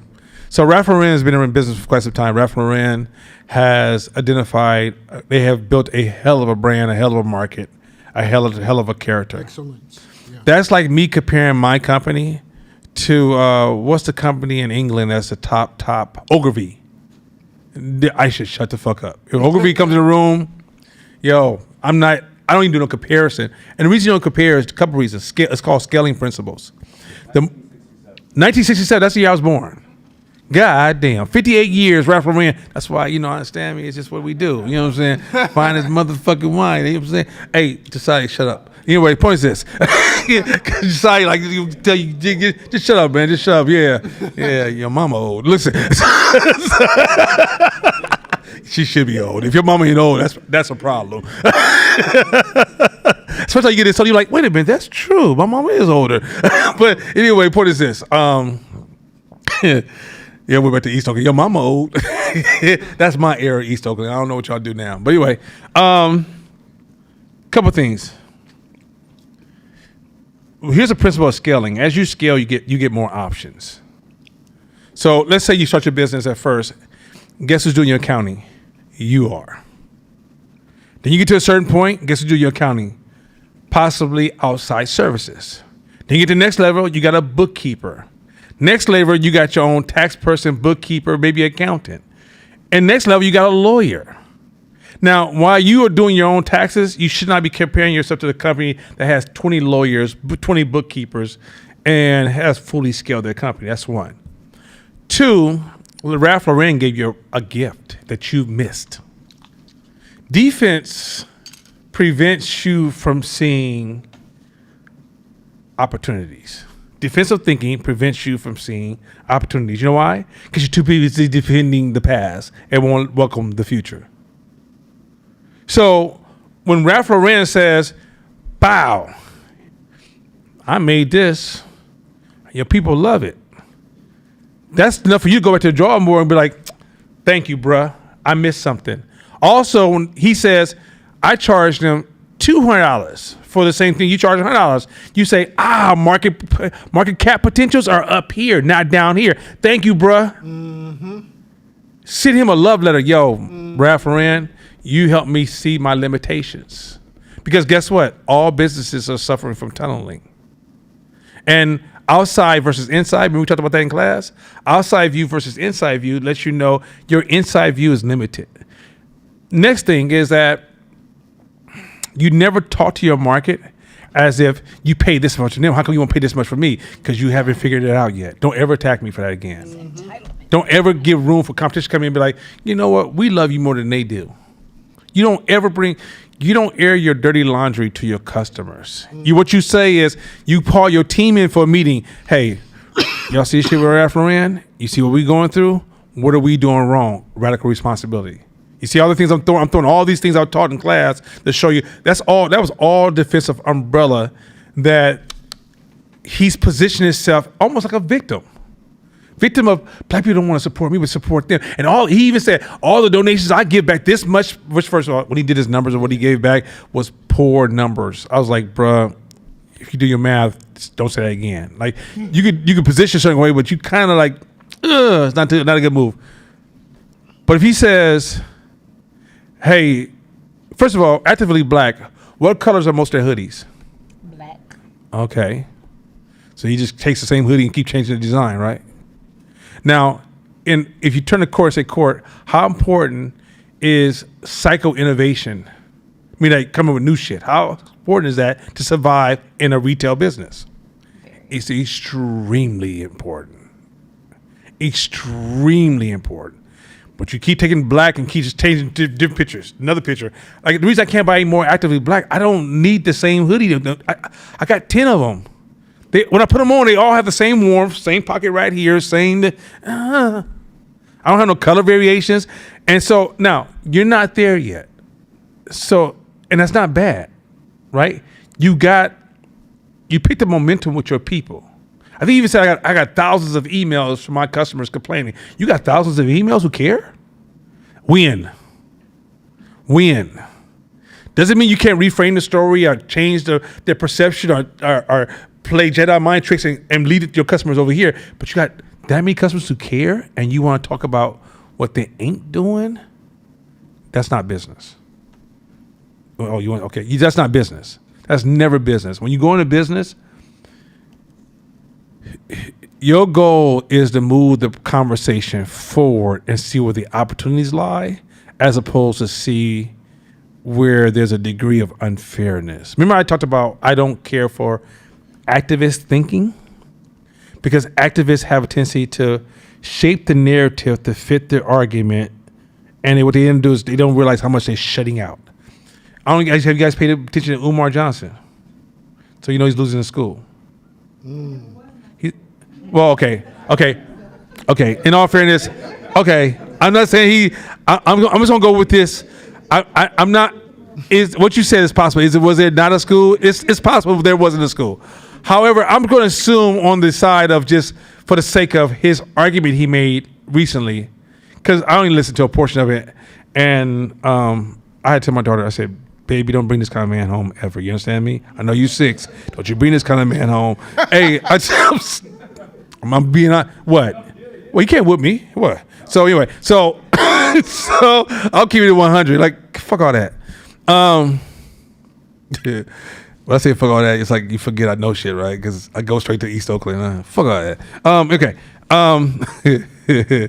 I love being black. Anyway, so Umar complained about the city hitting with some fee for land occupation that's now up to $20,000 that he shouldn't have to pay, that he did talk to them, but then they sent a notice and they had the nerves to put the notice on the outside of my door with some scotch tape, and then some of these people who hate me stole the notice, and this is why I'm 20 grand, and by the way, my bank is frozen, and I don't know why, but somehow the man is working. Okay, let me tell you, if he wasn't lying, that is the answer that's how people think when they play defensive. Like I told my wife, I said, he might not be lying. When you're defensive, you don't see what you should see. When you're defensive, because he said, you mean, how come they didn't do this? How could they could have did it this way? How come they did it? Bruh, when you play this game called ownership, that ain't how the game works. But when you're defensive, you're always worried about what's right, what it should have been, how people should approach you, how people should engage you. When really in business, it's your job to figure out how the game is played and then maximize the win. Not sit down and go like, I don't like these rules. Like, there's a lot of stuff in business I'm thinking, okay, I get insurance for what again? Come on, dog. That's never even happened in human history. But I can't get this $100,000, $200,000 contract if I don't have that dumbass $50 a month, $200 a month, $1,000 a month insurance. I got thousands of dollars of insurance I'm paying for shit I ain't never claimed, right? That ain't how insurance works, because it's not about. It's just certain things you think, could I do without that one, right? I mean, I don't believe in like skipping car insurance or even business liability insurance, but some of these insurances I pay, y'all be like, come on, son. It's really, right? I ain't got enough money to pay for that. If I get that level of damage, your insurance, I got more money than my fucking insurance, but I still got to pay for this insurance, right? Anyway, my argument is that the way he was complaining stops him from seeing. His whole career has been about defensive thinking. So when it comes time to build, I can show you 1,000 ways he could have built that school. 1,000 ways because I'm offensive, not because I'm better than him. We both have levels of intelligence. I'm not going to disrespect that man. I don't want that's to me that's tacky. He has a level of intelligence. I have a level of intelligence, but it what matters is the context of how you use your intelligence. If you use your intelligence defensive, that's all you're going to see. And it was what you don't see was going to kill you, especially when you're playing the game where tomorrow is dying every day. It's dying. So you don't get to say, well, this is how it used to work. What the fuck does that mean, son? Like, in my lifetime, when I was born, America was probably 100-something-thousand people. 100-something-thousand. By the time I'm a full grown, at this age, it's at 100-something million. Now America's at 350 million. I was about to say, damn, you. Hey, man, bro, hey, man, turn this microphone off, man. Nobody ask all that shit, man. Like he told a joke in 7 years. God damn, that grandfather be like, somebody talking about me? So, yeah, I hate you. So the reality is that, well, when you go from 100 million people to 350 million, everything changes. Segregation changes, racism changes, limitations changes, because more choices, more options. Also, the bottom is higher now. So, for example, poverty went down because the population grew. Also, wealth goes up because population grew. So a lot of things you be like, I ain't never heard of a person ever becoming a trillionaire. Yeah, when the population was that size. But if population hits a certain point, you're gonna see human trillionaires. That's called things moving forward. And your brain has to learn to move in a space of recognizing foresight over hindsight. But most people think backwards and defensive and so you may ask a forward question and they will answer with a backwards answer or a defensive answer. Can you answer it with a forward way of thinking? And that's a different way of, and in order for you to embrace forward thinking, you have to embrace randomness and uncertainty. Some shit just gonna be randomly happen. If something happened 1,000 times, doesn't mean. So I was telling my boy Sean today. I was like, I finally get the barbell theory. Is investment. It's called barbell theory. And all these years, I kept saying, what the fuck is barbell theory? I listened to 1,000. I don't still get this. What the fuck is barbell theory? And it's this balance of balancing risk, right? And what happened was, I had a friend. Now watch this where it plays a role. I had a friend that said, "Yo, Nana, you need to pour more money in S&P, in the mutual funds, because this market hasn't collapsed. It hasn't went down, or it hasn't went backwards since the 40s. Let me show you the flaw of that logic. And mind you, there's an inertia to say when everybody's making money, you don't ever want to get in the stock market and think about it as a game. It's not a game. Let me say this again. When you get in the stock market, the game is to win money. Your competitive side will get you fucked over in the stock market. When you get in the stock market, you plan probability. Okay, it's a very big difference. So let me explain to you what I'm talking about. Let's say I said, let's say Shakina's 33. I don't know, I'm fucking around with numbers. Say she's 33. And I said, I know Shakina for 33 years, and I had 20,000 touch points of insight reviews. And based upon my analysis and observing Shakina for 33 years, she's immortal. You say, what? I said, yeah, because she hasn't died. She's immortal until she dies. You hear the flaw of, the market's been this way for 40 years until it doesn't. That's why you have to have balance in your investments. Once you get to a point where there's no guaranteed investments. There's none.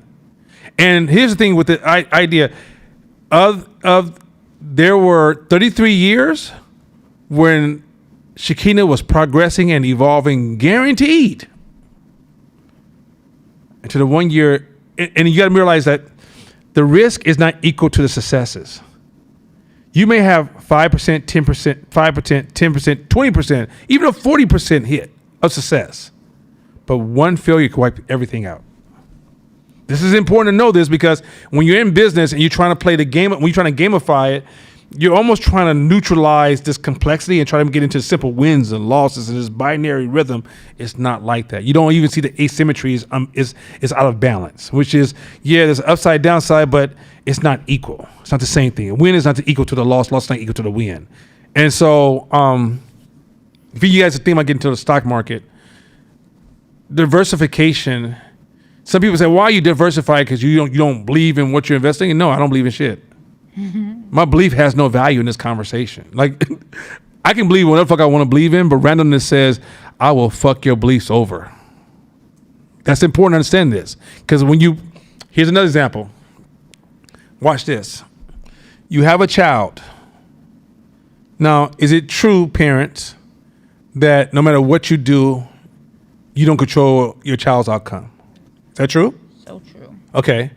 So does that mean you should not invest in your child's education? Absolutely not. You see the difference? You see the asymmetry there? How that plays out. So a lot of things in life is not a act of reciprocity. I put in what I get back. When you have your child and your parent, you're doing an act of probability, which is I'm pouring this time, energy, and money into my child with the hope that I increase the probability of their successes, but also accept that there's a downfall to the process.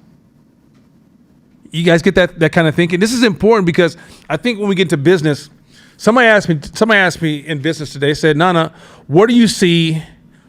What would be the changes if you increase your revenue by 10 million in the next 5 years? What are going to be some changes that are going to happen?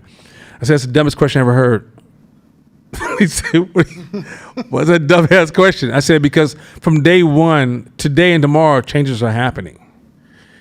If I could tell you who I would be at 20 million, I'll already be there. Because, and I asked him, I said, if you do a 20 million a year, how long, have you ever ran anybody in this room ever ran a $20 million company a year? Okay, Josh, it's outside your fantasy world. Anybody ever ran 20 million? So if you never ran 20 million, how in the fuck you know what that looked like? I can promise you, if you were to ask Nana 40, what would you look at 58? Everything I told you is a lie. Everything I told you was wrong. And matter of fact, I realize I'm so far from that version of me that's the cost of evolution in a world of uncertainty. What's more important is how are you making certain decisions? Where are you trying to get to? What's your purpose? Your mindset of your company, the richness of your thinking, the strength of your ego, the relationship, your status, your sense of personal value. All those things are things that will trip up good decision making to navigate forward. But I can say I plan on going to this building and then discover that on the way to this building, the richer path is going to that building. That's it. It ain't no deeper than that. So when you say, I'm going to go to this building no matter what, it's foolish. It's stupid. I'm like, there's so many ways to achieve certain goals. Growth takes that into consideration. If I want to achieve a goal through many possible options, I'm never loyal to any particular option. I'm not loyal. Don't give me no trouble. Anyway, all right, let's jump in this class. Hey, you understand me? Look here. You loyal daddy? Nope. No, I'm in my own joke world. Just ignore everything I just said there. That was my own internal comedy. All right. Okay, let's get started before I start acting a fool and get canceled. Y'all cancel me if y'all want. Oh, by the way, you know what somebody said? They said my sister called me about gender stuff. Right? We having a cool conversation about gender stuff. And at some point I said, sis, I don't give a shit. I don't really give a fuck. Right? I mean, I said, because I think it's really noise. I think a lot of gender discussions are masking. A lot of people are canceling and all this stuff. They're really masking other issues. She said, but I'm really concerned about men and women relationships. I said, nah, I'm not.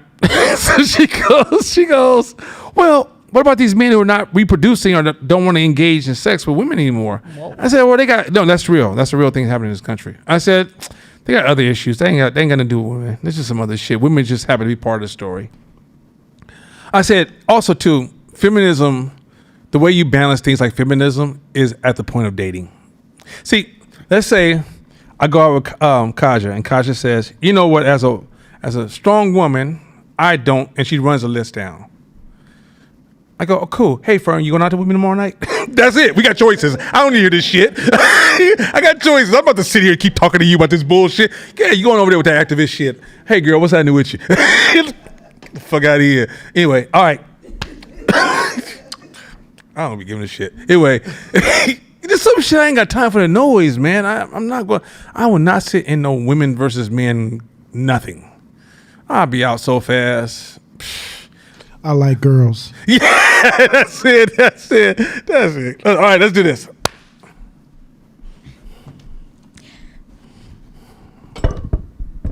People think in terms of gains and losses, not final outcomes. Okay, let me. I want to revisit this because this is something you got to slow down with. This is the difference between being able to buy a house and a nice outfit. Yeah. This is the difference between marrying somebody and having a lot of fun. Ain't the good fun, though. It's the bad fun. Like drugs, you can have fun, but ain't the good fun. This is the difference between strong families and broken families. I had a fun conversation with my brother the other day, and I told him, I said, every family needs a head. It could be male or woman, doesn't matter. You need somebody who could hold everybody dirty's truths and still keep the family together. You can hold our diversity where one person is high performing, another person is low performing. The sign of a weak leader of a family is, first of all, a disjointed family. So everybody's living in three-part family households and rarely ever get together. And if they do, they're so guarded they don't even talk. There's superficial dialogue. Families require somebody who can activate the forgiveness family mindset, which is, you know, family forgives you over and over. How many times have you been forgiven by your family? Or how many times you have to forgive as a family member, right? But what happens today now is we're stuck in immediate gains and losses. Oh, I don't deal with that family because they eat pork. I don't deal with that family because they're Christian. I don't deal with that family because they're atheists. I don't deal with that family because they're right wing, left wing. I don't deal with that part of my family because they light skinned. I don't deal with my family because every once in a while he dates a white girl. I don't deal with that part of my family because he's gay or she's gay. At some point, we forget the long value of family. Family is not for your daily need. Family is not like everyday snack. Family is almost a reinforcement. I would almost argue that many of us who are going to these therapists, just work on getting your family together. It's cheaper. One of the natural therapists is just people you can talk to all the time, especially family, who can just have an ear and listen to you and sit with you and still give you a hug and let you lay on their shoulder and be like, well, why don't you do it differently? Like, you know what? I didn't even think about that. But many of you guys have become so isolated, you just spending all that money on that therapist, knowing goddamn well some of it ain't working, let me just be honest. But anyway, point is this. Family is almost a baked-in natural form of therapy for us. And yet we're undermining because we think about immediate wins and losses. But let's gains and losses. Now, let me get into business.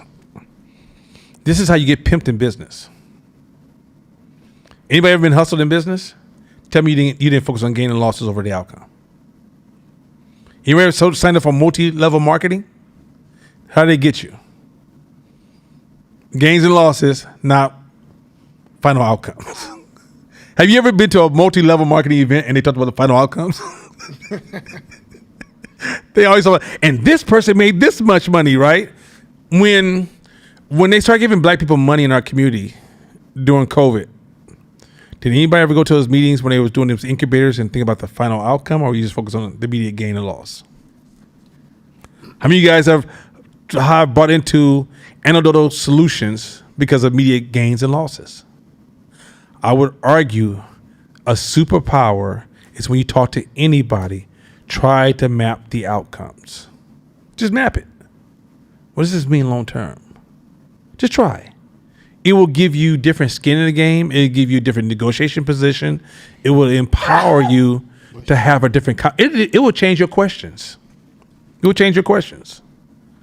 But you could be so blinded by immediate. Pop culture is nothing but a gain and loss culture. They don't think about no long term outcome. I was talking to my same sister about how a lot of these activist movements are focused on gains and losses and never think about long term outcomes. Right? So I'll give you an example. Let's say you're a feminist, and I walk into a party. Me and my woman walk into a party. You walk into a party. My woman makes a plate for herself. She's eating. And I turn to my boy and say, I know she just did not make me a plate. I know the fuck she didn't. Y'all maybe say, well, why can't you make your own plate, Nana? The feminist would probably say that to me. Look at you, motherfucker. Now. I know. That's the old Nana. What is this? But what you don't see is, I call it, I reframed it, the Court Smith effect. No, I'm not lying. The first time I went to Court Smith fashion show, his woman was so damn dope. You know what it all said to all the men in that room? That one there is his. You know what it also took away? Messiness. Because she's signaling to the women, that's my man too. Everybody said, oh, okay. Messiness reduced. You know what women do when they find a good man go to a party and the woman acts like she don't give a shit about him? How you doing? You want to play? Am I lying? Messiness. There's things we do in society. I saw a group of feminists said, I don't like men open the door because it assumes we're weak. You never asked us why we open the door. It reminds us to respect you. Because it's easy for us to just walk through the door like, get it on your own. You don't want men playing that game with you. You want to realize men have to understand that we are in a relationship with you, whether we date you or not. We're in a relationship with you. We're collaborating to build this world. And in that collaboration, men can get caught up in our strength and and then get blinded by we can get tunneled into thinking, oh, we're strong. We ain't a baby in the world came through us. So in order for society to be healthy, we have to build a smart relationship with you. When I open a door, it reminds me that I'm here to serve you. Not serve myself, but serve you. Mm-hmm. But the woman who framed it wrong framed it as, oh, it's because you think we're weak. I ain't never thought that shit in my life. My daughter can open every motherfucking door in this building. Right? She's 6. But my daughter would stop at the door and be like, Dad, you know what it is? At 6. She would bust me out. She'd do it. It could be 5 of us. Dad, come on up here. Get to the door. Yes, daughter. On my way. That gains and losses, we never played the long game. If you don't play the long game, now in business, that's how you have to think. I read the other day, did you guys know soap operas are still hot? I didn't either. Did you know that General Hospital still has 2 million viewers a week? Oh, I went down this rabbit hole. No, General Hospital is doing 2 million people per week, bruh. It's still, you know when General Hospital started? I wasn't born when it started. In 1963. My mother was on punishment. It's 1963. General Hospital came out. It is still rolling today. That's a hell of a business product. I mean, just reframe that again. That's a hell of a business product. Wow. At some point, if you want to stay in business even if your goal is to get in and out of business and take advantage of opportunities, like you're buying and selling businesses or whatever it is, you still should have some vision around the outcome. Otherwise, it's a chance you could be shitting where you eat. You could be making decisions real quick, but you're creating just as much just as much friction as you're creating momentum. I mean, you're stuck. All right, let's keep going, Shakina. Yes. Traditional economics assume people make decisions based on overall wealth or utility. That's assumption. Good. Go ahead. Prospect theory shows people focus on the change from their current state, a reference point, not the final result. So a lot of times, even though you may think you're analyzing a problem and you think you're thinking long term, never underestimate how strong the discomfort with change is impacting your decision making. You think you're processing it long term. You think that you're analyzing the outcome. You'll be surprised how, if I gave you an opportunity to make $1 million, but you starts off with $100, how many of you guys would take it? Or you just, I mean, hey man, they might tell you like you kind of remind me of Donald Glover, but we'll get to that later on. You know all the time. I just gotta say, you're probably the 12th person who told me that in the last week. So I take it as a compliment. Oh, so it's a hell of a compliment. Yeah, That's one of the baddest dudes walking this earth. Yeah, for sure. Yeah, 100%. 100%. So now, if I told you remind me of somebody in prison, then you know do what you got to do. Yeah. But compliments to him. But the thing is that many of us will not. The reason a lot of us can't even get out the gate of as an entrepreneur because we see the immediate gains and losses. We can't see the long-term outcome. Many of us can't make certain decisions because we get stuck in the immediate gains and losses. A lot of times in business, you got to dig back into the hole to come to a higher, to reach a different altitude, right? But a lot of times we want to keep that consistency of being on surface and soaring or moving forward or progressing. Now I realize sometimes you have to go backwards to move forward, right? But it's hard to do if your immediate gains and losses are threatened. This is so important. You're going to see, the more you start analyzing prospect theory, you'll see it all over the place. And honestly, one of the best ways, so let me give you an answer to all the activists in class, because I know the activists probably turned me on. So those of y'all who know the activists are in class that turned off, those are online that turned the class off, like, fuck that dude, he don't believe in us. Activists. Anyway, but that's what activists do. They always get mad. Oh, how dare you say this shit? I'm offended. Oh, God damn, dude. That's the cheapest currency in the city, your offense. Anyway, put this. But call the activists and say this. The best way to be an activist is get somebody on your team that has no skin in the game as your advisor. They'll help you make better offensive decisions. But if everybody on your team shares your eco activism, you're probably going to die because you guys are tunneling. That's it. I believe in activism as its intent. It's just that activist mindset is a thing. It's dangerous. And so in order for to do that, you need outside. That's why, if you get certain people to give you advice as you're being an activist, you'll see activists rise because of that. Because what stays in place is their passion for change, but they learn how to mutate it based upon outside view versus inside view. Got that? Everybody cool with that? All right, next slide. Framing effects. Oh. How a choice is worded changes the decision people make, even if the outcomes are mathematically the same. Mm-hmm. Example, imagine a disease outbreak expected to kill 600 people. You must choose between two programs. Mm-hmm. Program A, 200 people will be saved. Program B, a third chance of 600 people will be saved. 2/3 chance no one will be saved. Most people choose A, risk averse in gains. So real quick, why am I bringing up frame again? Somebody would say, we talked about framing 1,000 times. We don't use it enough. Framing is at the heart of thinking. One of the ways you escape a lot of tunneling is master the art of framing. When you feel emotion about something, excitement or bad, reframe it just on purpose. Just play with reframing more.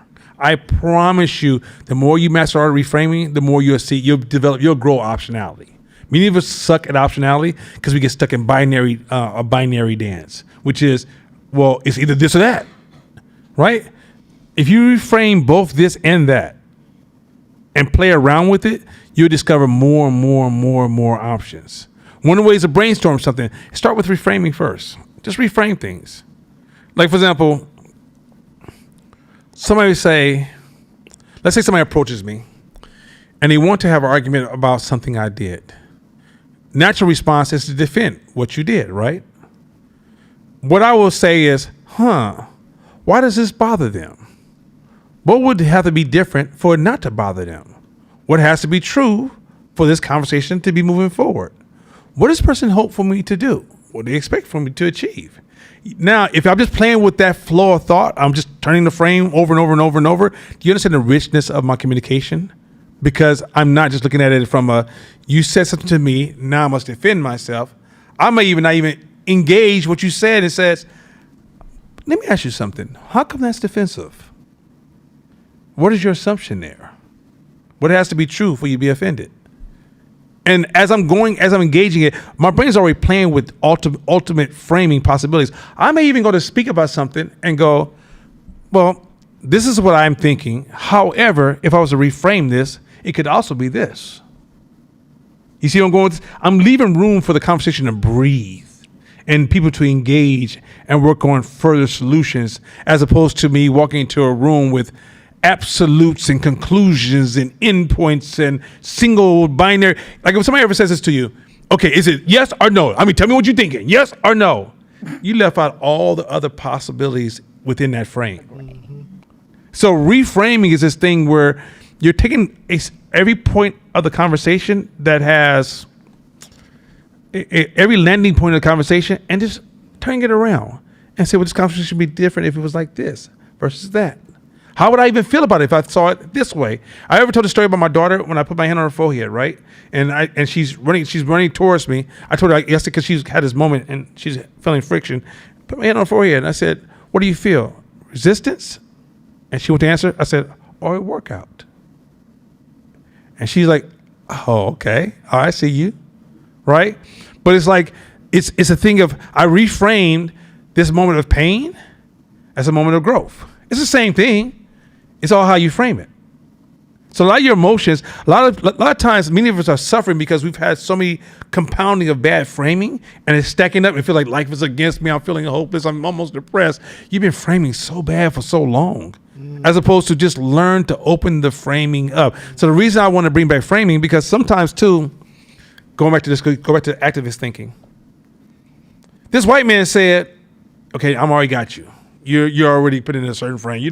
We're not about to have another conversation. This white man said black people should. Okay, the frame is already getting changed. We already know the design look of this one. Black people should.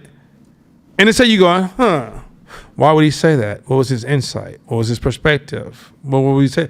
What does this suggest about what's going on in society that's even he's comfortable having that conversation? What kind of man would even say that? What's that relationship you have with that person? All that's going through my mind, split seconds, as opposed to like, he said what? You see what just happened there? Once I say that, I'm trapped in this emotional tunnel that whoops my ass. The white dude's already gone. He never see me again. I'm over here mad as motherfucker. You guys get with that? You see I'm going with this? Like, the power of framing is so underused that I promise you, if you could think about the last thing you got mad about, if you reframe it, you could change your emotions. Just reframe it. Go ahead. Just real quick, it was just an observation. I got in like a rabbit hole of like magicians, like folks who do like card tricks and stuff, and I had the realization like talking about framing is that like a magic trick is like a visual frame, because if I show you a bunch of cards and like pick a card, I'm already putting you in a frame of like you got to choose from here and you got to give it back to me, that's like a binary thing. You're not saying, oh, I can take the card, put it somewhere else or anything like that. I still have to give it back to you in order for me to do this trick. That's framing that, oh, like I already, I'm going to know what card it is. So that's what I said. Yeah, framing. A lot of people in negotiation, if you don't see reframing, like car dealership, okay, next time you go buy a car, just go in there with the intent to reframe everything the person says to you and watch how you see all through. It becomes like Swiss cheese. And then repeat, like, turn your frames into questions and watch that person you almost disarm them. Like, they're like, If you ever go to car dealership with me and they say, well, I'm doing this because of this. Oh, wait a minute, hold on a second. You just put me in a frame. I hear the frame. So I said, well, why can't it be this? Well, or they say something like, it's only $10. Okay, so you pay it. No, but, okay, so you won't pay it and I don't want to pay it. Where should we go next? Let's reframe. But I don't never find myself in a situation where once you're trapped in somebody's frame, you're trapped in somebody's story. And once you're trapped in somebody's story, the outcome is already dictated. You have to learn how to, first of all, the reality that you see is the reality you built in your head, not the reality that actually exists. And framing allows you to have more access to reality. Because it allows you, diversity is really a thing, not the DEI shit. Diversity is there's so many different people who believe so many different things, who have so many different lifestyles, who have so many different backgrounds. if you don't reframe, all you're trying to do is force your way of thinking in a world that doesn't think like you. Most of your customers are not going to think like you. You won't be able to see them unless you reframe. If Actively Black would have reframed everything he said, he would have saw the wins. But because he didn't frame it correctly, he got caught in a tunnel of activism. He saw it as attacks and losses. There's no tax and there's no losses. If black people don't buy your shirt, maybe that your shirt just wasn't what they wanted. There's 1,000 reasons why they might not buy your shirt. The last thing you want to come out of that situation is you bought Ralph Lauren's. How come you don't want to buy mine? Right. I like Ralph Lauren's. What the fuck else you want to say? Like that's once you jump into a free market, you don't get to trap me under the umbrella of race. When I first started this class, I said, remember Shakina, when I first started this class, you say, stop buying black because it's black. Buy black because it's good. Because if you buy black because it's black, you're subsidizing failure. You're telling them, okay, people it's okay not to reach a certain bar to participate in the market. Now, a recent guy, what's the guy said it recently? He doesn't buy black. He got like his neck chopped off. I'm very pro-black, but I also realize we can subsidize low black performances, and to the point that if you have low black performances, it's not sustainable. So, for example, let's say there was a black hair shop that was underperforming, and then a white hair shop opens up around the corner, but it was amazing as performer, or Asian or Latino, whatever. It just opens the shop, but the service is way, way better. You know what y'all gonna be doing? Wearing hoodies and shit, or covering your face as you go into the other shop, because you want that experience. It's like the difference between, when you get a little bit of money in your pocket, who wants to go back to a dollar store or Walmart? Nobody does. Going to Walmart is painful. It is. I had to go buy my nephew a toy gun, and I say, oh, Walmart has it. Man, I felt like I had to go visit my partners in jail.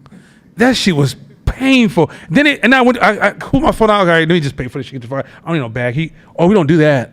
You gotta sign up for the Walmart app, and then go to the Walmart app, and then use your credit card to pay the Walmart app, and then scan the code, because we don't use phones. Because I'm out of here, man. I'm going. Where's Target at again? Give me back to Target.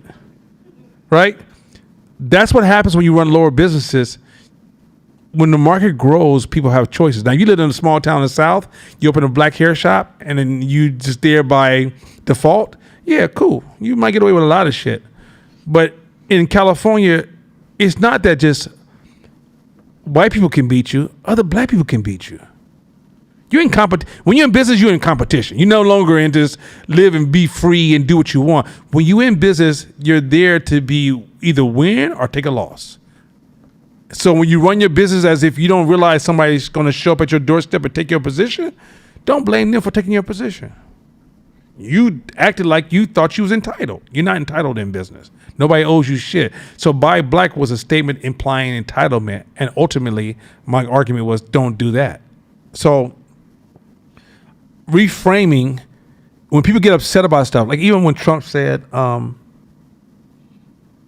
he's going to send military forces, I started reframing. I didn't go into defense mode.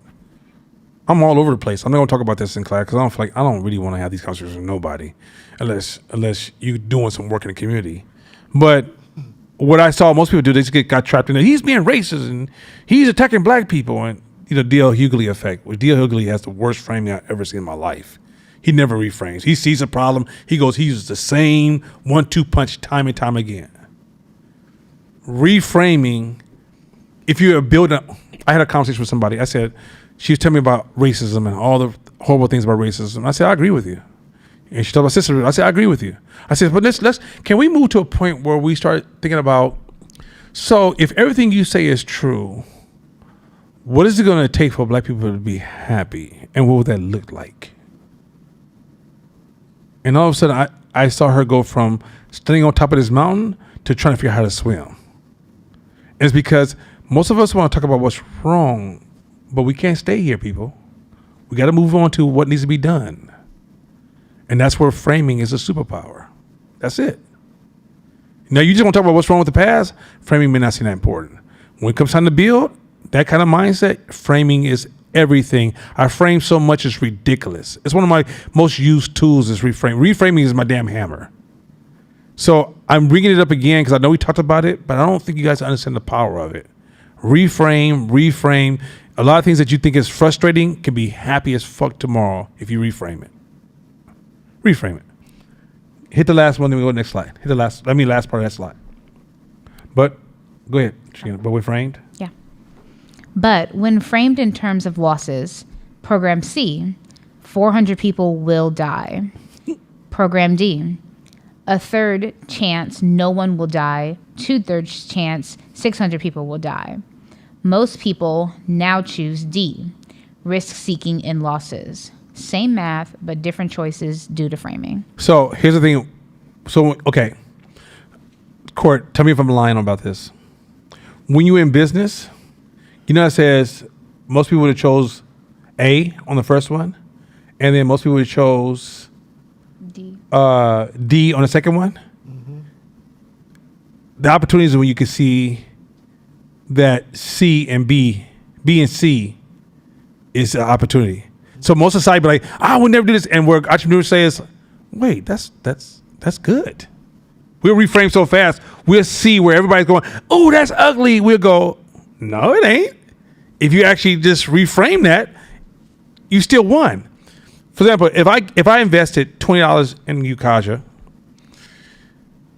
and you go into this big business deal, and people have made millions, and then you show my dividends, and you show my return, and it's $40.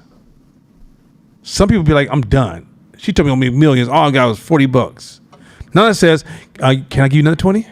How often can I give you 20? You just doubled your income. Yes, that's all I heard is I doubled my money. I didn't hear nothing about, I didn't make enough. But some people get started like, I didn't make enough, or it wasn't rich enough. No, I doubled my money. I don't give a shit. Let's run.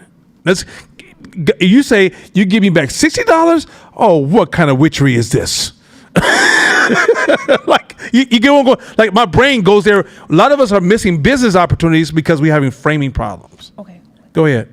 So this is like a little off, but I feel like what's the game like something Molly, 3-trick Molly or something? 3-card Molly, yeah. Okay, yeah. right? Where like they'll gaslight you like that, right? Where they'll give you, they'll be like, which one is it under? And then they'll let you see it, right? And then they'll be like, oh, well, I just won. You know what? I'm going to ride it all out. So as an entrepreneur, how do you decipher between a lucky win when you're like putting into something, like deciphering between a hype cycle, or deciphering against luck, or deciphering against like, you just happen to have a good day and it all worked out with no strategy? Like, how do you decipher between that? Because I feel like it's so easy to get caught with the okie doke. Good. That's no. I taught that. Somebody can answer that question in class. How do you do that? Okay, that's good, because that means I'm not getting the message deep enough. Randomness tells you everything you need to know. If I win 5 times in a row, to assume that 6 times is a win is a distortion. Randomness says that's not how it works. You're thinking backwards to move forward. You're saying, I saw this happen in the past, it must going to happen again. My brain goes, and on top of that, it's prospect theory. Because what prospect theory is doing is saying, I only see the minimum winning gains. Why does this good dude want to play with me? So I remember I was in Las Vegas, I think it was like 3 years ago, and dudes was on a thing. He's like, yo, he's doing 3-card Molly with a, what they call it, a fake dude, right? And he's like, oh man, you got me for $100. I said, so y'all gonna just do this in an elevator in front of me, and he's gonna win $100. Just happen to win $100, and that's the game you're playing, and you dress like that, you plan on going home, bruh. He said, you want to play? I said, what the fuck I look like? That's like first my response. Like, come on, son. This bullshit you running. Like, you're in the game to win. Like Las Vegas, what's that game? Is it to win or lose? Or is it equal? Right? So by default, the game is to win. So Las Vegas may not do illegal stuff like rig the games, but they understand the human psychology and how to fool the psychology of the brain. Right? The stock market, the game is to win or lose? Win. Is the stock market trying to make sure everybody who vested is going to make money back? Right? So once you understand the games you're playing, and you understand randomness, all these type of games that's thrown in front of you, you realize randomness says just because you won 20 times in a row doesn't mean you're gonna win 21 times. Just because you was alive for 33 years with 22,000 touch points. I mean, for 22,000 times, I was successful engaging you, and guess what? God damn it, Shakina was alive until the day she dies. 100 years from now. So I'd like to tap back on the question that you asked. So ask it again. I was just saying, like, from an entrepreneur perspective, how do you decipher between the randomness, essentially? The way I framed it was just like, how do you not get caught with the okie doke of just like, befalling like randomness or luck or, How do you a not pattern. get caught up in it? And then you said anybody in the class should be able to answer that. Because I've been right? teaching randomness for the last few weeks. Yeah. So, but the question is, what? Just the answer to the question is just know that it's randomness abounds everywhere. And No, this is good. And here's the thing. First of all, thank y'all, because this is what I want. I want you guys to stop the conversation and go, wait a minute. Is this what you're suggesting? What I'm suggesting is that you never fool by previous wins as if it's a continuum, because everything in the future is random. Just like I said, remember how I always challenge planning? Because planning is this assumption you control the future, as opposed to respect the future, something you don't control. Right? When he says, what's your 10-year plan? Nothing. I can tell you what I hope to be in 10 years, but I can't tell you it's a guaranteed plan. Now, if you say, what do I inspire in 10 years? I can tell you what I inspire. But where I plan on being in 10 years? Shit. Hopefully I'm here. So then the real gist of it all is not to put your cards in what has already happened. No, you can't guarantee anything. So it's just like when you make that investment, you have to know how. Okay, so for example, when you make an investment, you don't invest to win. You invest in a game of probability. I mean, you can win, but you don't invest in like you're going there to win. It's like when you go to Las Vegas, right? You don't go to Las Vegas like, we can't pay rent. I'll be right back. I'm going to Las Vegas. And no, that's a great strategy, right? You realize you're going there to gamble. There's been weeks you come back with money. Are you surprised the week you didn't come home with money? Why are you surprised? Why are you sitting like, why did this happen to me? Oh my God, it has to be racism. No. No, it's not racism. It's the nature of probability. It's the nature of randomness. Once we understand how randomness, a lot of conversations you hear in corporate America is people talking backwards about moving forward. I have this degree and what happened last time or this happened. This. That's irrelevant. There's variables that if we don't figure out how to identify those variables, they can ultimately change our decision making. We're often blinded by looking at our past successes. So if you had 10 successful parties in a row, doesn't mean your 11th party is guaranteed to be successful. You don't go to the person and be like, look, we had 10 parties. I know for sure. You ever heard of the famous CEO effect? The CEO effect is if a CEO buys another company, the company usually fails. Yeah. Why? Because they assume their past successes is transferable. Not realizing that if I told Court this, if Court said, no, I'm going to go on vacation for 2 years, can you take over Court Smith? Court would come back, Court Smith would be gone. You know why? I don't know his business. So in order for me to take over Court Smith business, either I would have to be in the retail industry and be successful in that industry, or I would have to work for him for 2 years and allow myself to remove my assumptions so my leadership can prevail. And so quite often what happens is that we assume that life is a continuum. I've always been good at this. I don't know what the fuck that means. Yeah. That's really all you're doing is arguing your value. You're not talking about the next possibility. That's rooted in the past. So the whole point is not to be rooted in what has happened, but to prepare yourself with options that allow you the flexibility to not lose. Yeah, remove all entitlement to the future. You have no entitlement to it. None. Like, think about the day before COVID or before COVID landed, before you had all these plans when COVID said, man, fuck your life, right? Think about those who lived in 9/11, fuck your life. Pearl Harbor, fuck your life. And there's a whole bunch of other shit in your personal life. It could be a family member dying, fuck your choices, right? The question comes down, that's why like all these things like redundancy and there's certain ways of thinking and certain tools we use for navigating the future. And one of the things is that you got to make sure that you're practicing foresight thinking over hindsight thinking. Because a lot of times, so this is where people will confuse you and pimp you. Go back to Shakina's point. This is how you get pimped. yeah, so I was sitting with this one company, and they should have did this. And if they would have did this, these numbers would have worked out. And see, if they would have looked at the examined the data, the insights would have showed them that person cannot make a forward decision. They're good at flexing their value, not navigating a company. That's two different fucking things. Navigating a company is walking into a world of uncertainty. And you ever seen Bear when they just drop him in the middle of the woods and that motherfucker just figure out how to get back home? Okay? That's what entrepreneur life is. Like, I'm going to drop you in this market. It shows you how to figure out how to guarantee next year you make a profit. Now, you're looking at certain signs in the wood that help you navigate where to turn and how to survive in the game and how to make compounded wins that puts you in a position of advantage. Like, you know, so you may land and be like, okay, got to cut this tree first right away. Got to do this before it turns night. I got to get this fire going because if I don't get these things going, I won't make it to the night, right? Then once he gets a rhythm going, he can compound on those discoveries and those inventions to eventually to point out he could actually live in the woods if he want to, right? That's how entrepreneurs work. But what many of us would do is say, all right, drop me in the woods, because I went camping when I was young. I used to be a Boy Scout, so I don't care where you about to die now.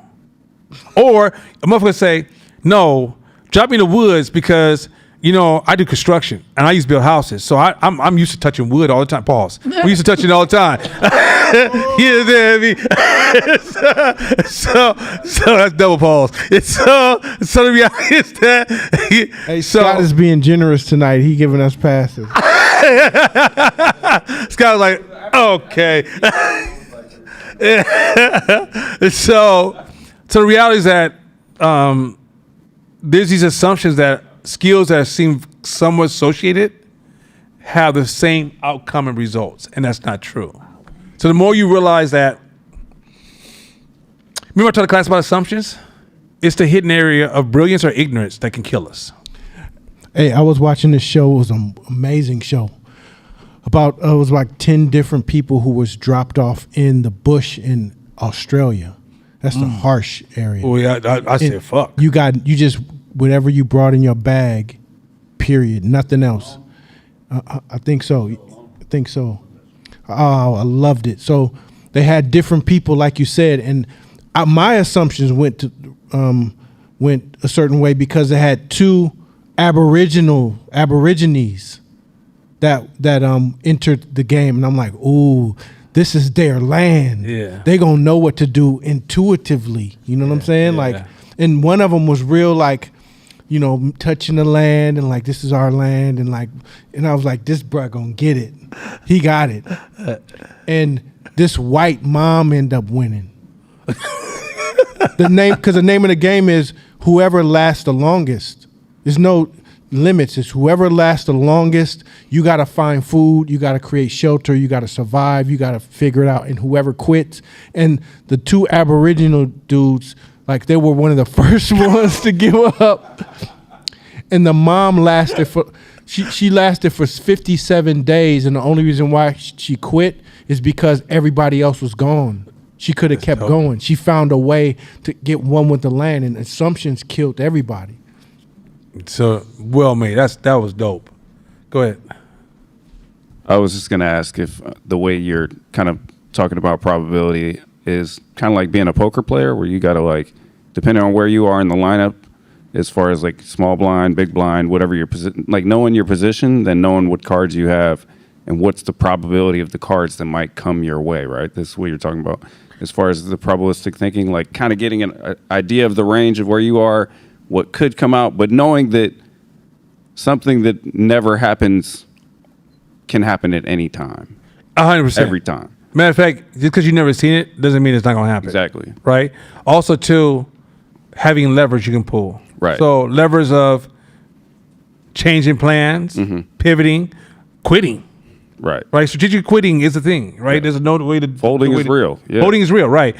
But if you're not processing randomness as a real thing, then it's so easy to allow your ego to become your business planner.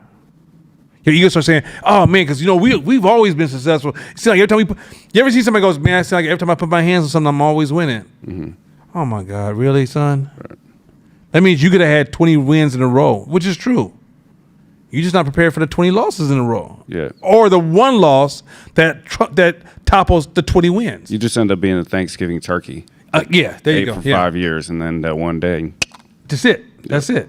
And so that's the reality. So once you understand how this shit works, y'all just like, damn, son. She had to turn it like, Turkey had a lot of data that said something else was going to happen. It didn't happen. So the reality is that once you guys understand, like, business is an act of randomness, no guarantees. You may do everything right and doesn't win. It's no different than raising a child. You may do everything right and your son is a smoker, right? You can do everything right and you pop your collar about his or her successes. You guys gonna go with this? You don't get in business for guarantees. You don't do nothing for guarantee. Finally, hopefully you motherfuckers know you don't get a job for guarantee. Those told you, no, that government job ain't guaranteed. Change has told you that is not a job on this earth. So life is full of changes. It's just that some of us just don't like change because we brought to the story that life should always stay the same. You ever people who look at society problems and be like, man, back in the days, the way we used to solve that problem, son, I need you to shut the fuck up because you fucking up the whole game. We can't see nothing because of you. As opposed to, what has changed that's causing this situation, and what would be a choice, and what are we trying to protect? What is the danger? Like you're looking at these markers to figure out how to play the game. But within that game, the choices is relative.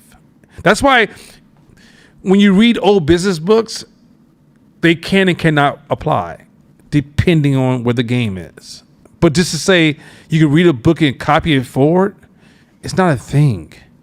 Because randomness, I can teach a perfect strategy on how to run Court's business. Say I've worked for Court for like 10 years, and then I finally said, okay, Court, I wrote up the perfect strategy on how to run your company next year, until the competition shows up. All that strategy goes out the window. Where we might have to invest in, where our money goes into, who do we fire, what do we change, what? Everything may change. So I might say, okay, we're going to improve the website. Maybe we leave the website the fuck alone because that's not the fire right now. So all those variables, business is it's not that simple, linear 1-2. It's really having a healthy relationship with randomness. And I hear too many people talking about business and they're discussing business from a space of entitlement. We've done good all this time. We should do, as long as we work hard, we should do good again. Nope. I'm smart. I should win. Nope. I'm cute. Maybe with Nana, but that's it.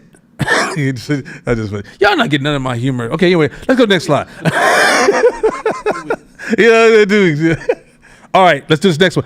Now, mind you, so now we're talking about, these are all things that cause tunneling, right? Framing is how you avoid a lot of tunneling, but framing is also how you create tunneling.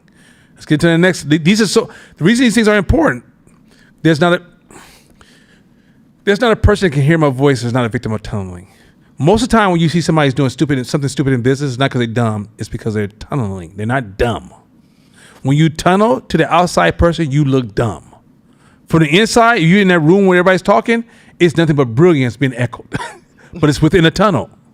And so tunneling, you might say in hindsight, well, why didn't they just drink water? The motherfucker was thirsty.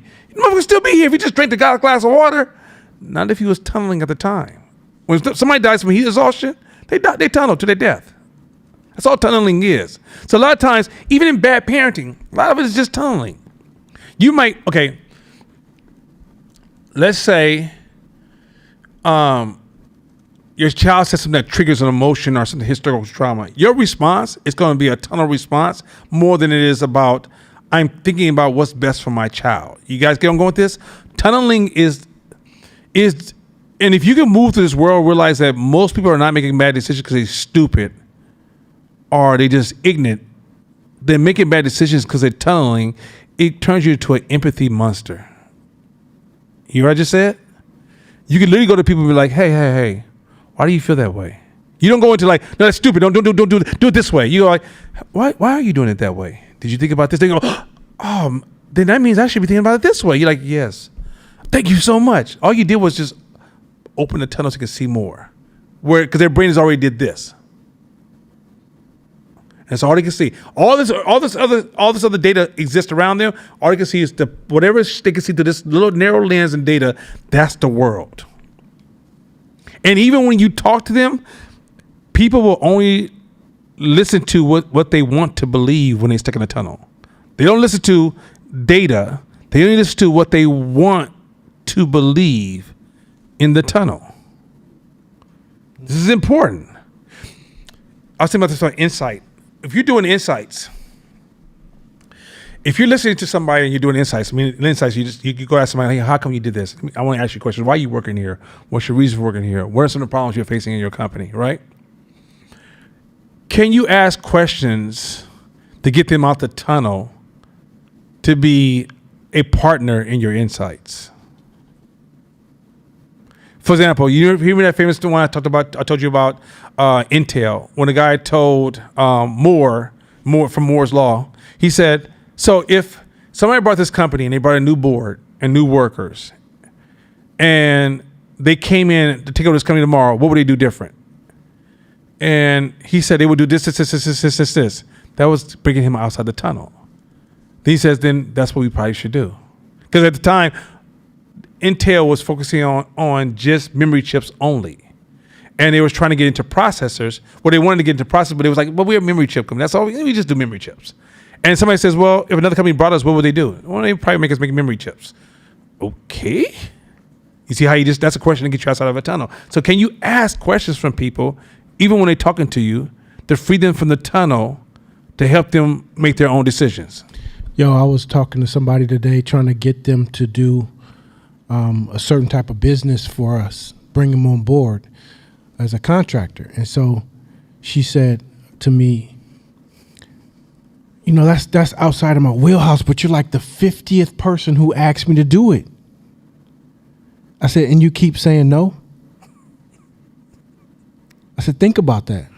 Maybe you're standing here asking for rain and rain is falling right next to you. Move over. That's obviously there's something you're good at. Stop fighting it, you know. But you're that's what tunneling is. You know what I mean? You can't see it. You can't see. Yeah. And you will build stories, narratives, arguments, sensitivity, emotions to reinforce the tunneling to the point that you get locked in your tunnel. And she was struggling for money like bad. Isn't that crazy? Like, why are we even having this conversation? Court brings up exactly what I was thinking. Like, our beliefs and like, because you said that a while back, like a couple of classes ago, anchoring is rooted in our beliefs at times. Subconscious. Yeah. So you don't even know you in a tunnel. How you even know how to get out? Like how to think beyond the belief? Because you was in the tunnel, your ass done went deeper in the tunnel because your tunnel in tunnel. You know, so it's like, how do you even know understand me, girl? that you're in this extremely narrow viewed perspective if you can't even if your belief limit is still so deep far down in that tunnel. 100%. The way you escape tunneling, one of the best ways to escape tunneling is diversify. Okay, you get that rich surroundings that are diversified. Bang. And because your people around you will see, it's the Johari effect is the answer to tunneling. So a lot of times when you're tunneling, also too, one of the things you have to protect your surrounding, you got to turn down your defensiveness for it to work. So let's say if I come to you and be like, hey, I see something you're doing, firm, and I think you should do it this way. And then I feel like you disrespect me for coming at it like that. Like you know what the fuck I do. Like I just need you to back up off me. Well, guess what's going to happen? I will see 1,000 other things I'm never going to tell you, because then I'm never going to cut through the friction to help you out. Many of us, remember I talked about this in class. A boxer, going back to tunneling, a boxer trains for all those fucking years. Masterful. Some people say that a boxer will most martial art experts, right? And on the streets they say, hey, which one you rather be, a martial art expert or a boxer? Most people say boxers, right? But when they're in the fight, they get that one hit across the jaw, and what they instantly do? Their brain tunnels. What's the purpose of your corner? Hey, get your hand back up. Hey, you're doing this. Hey, that's not what we train. Hey, get back to your training, right? And all of a sudden he goes, okay. And he's a chance to win the fight.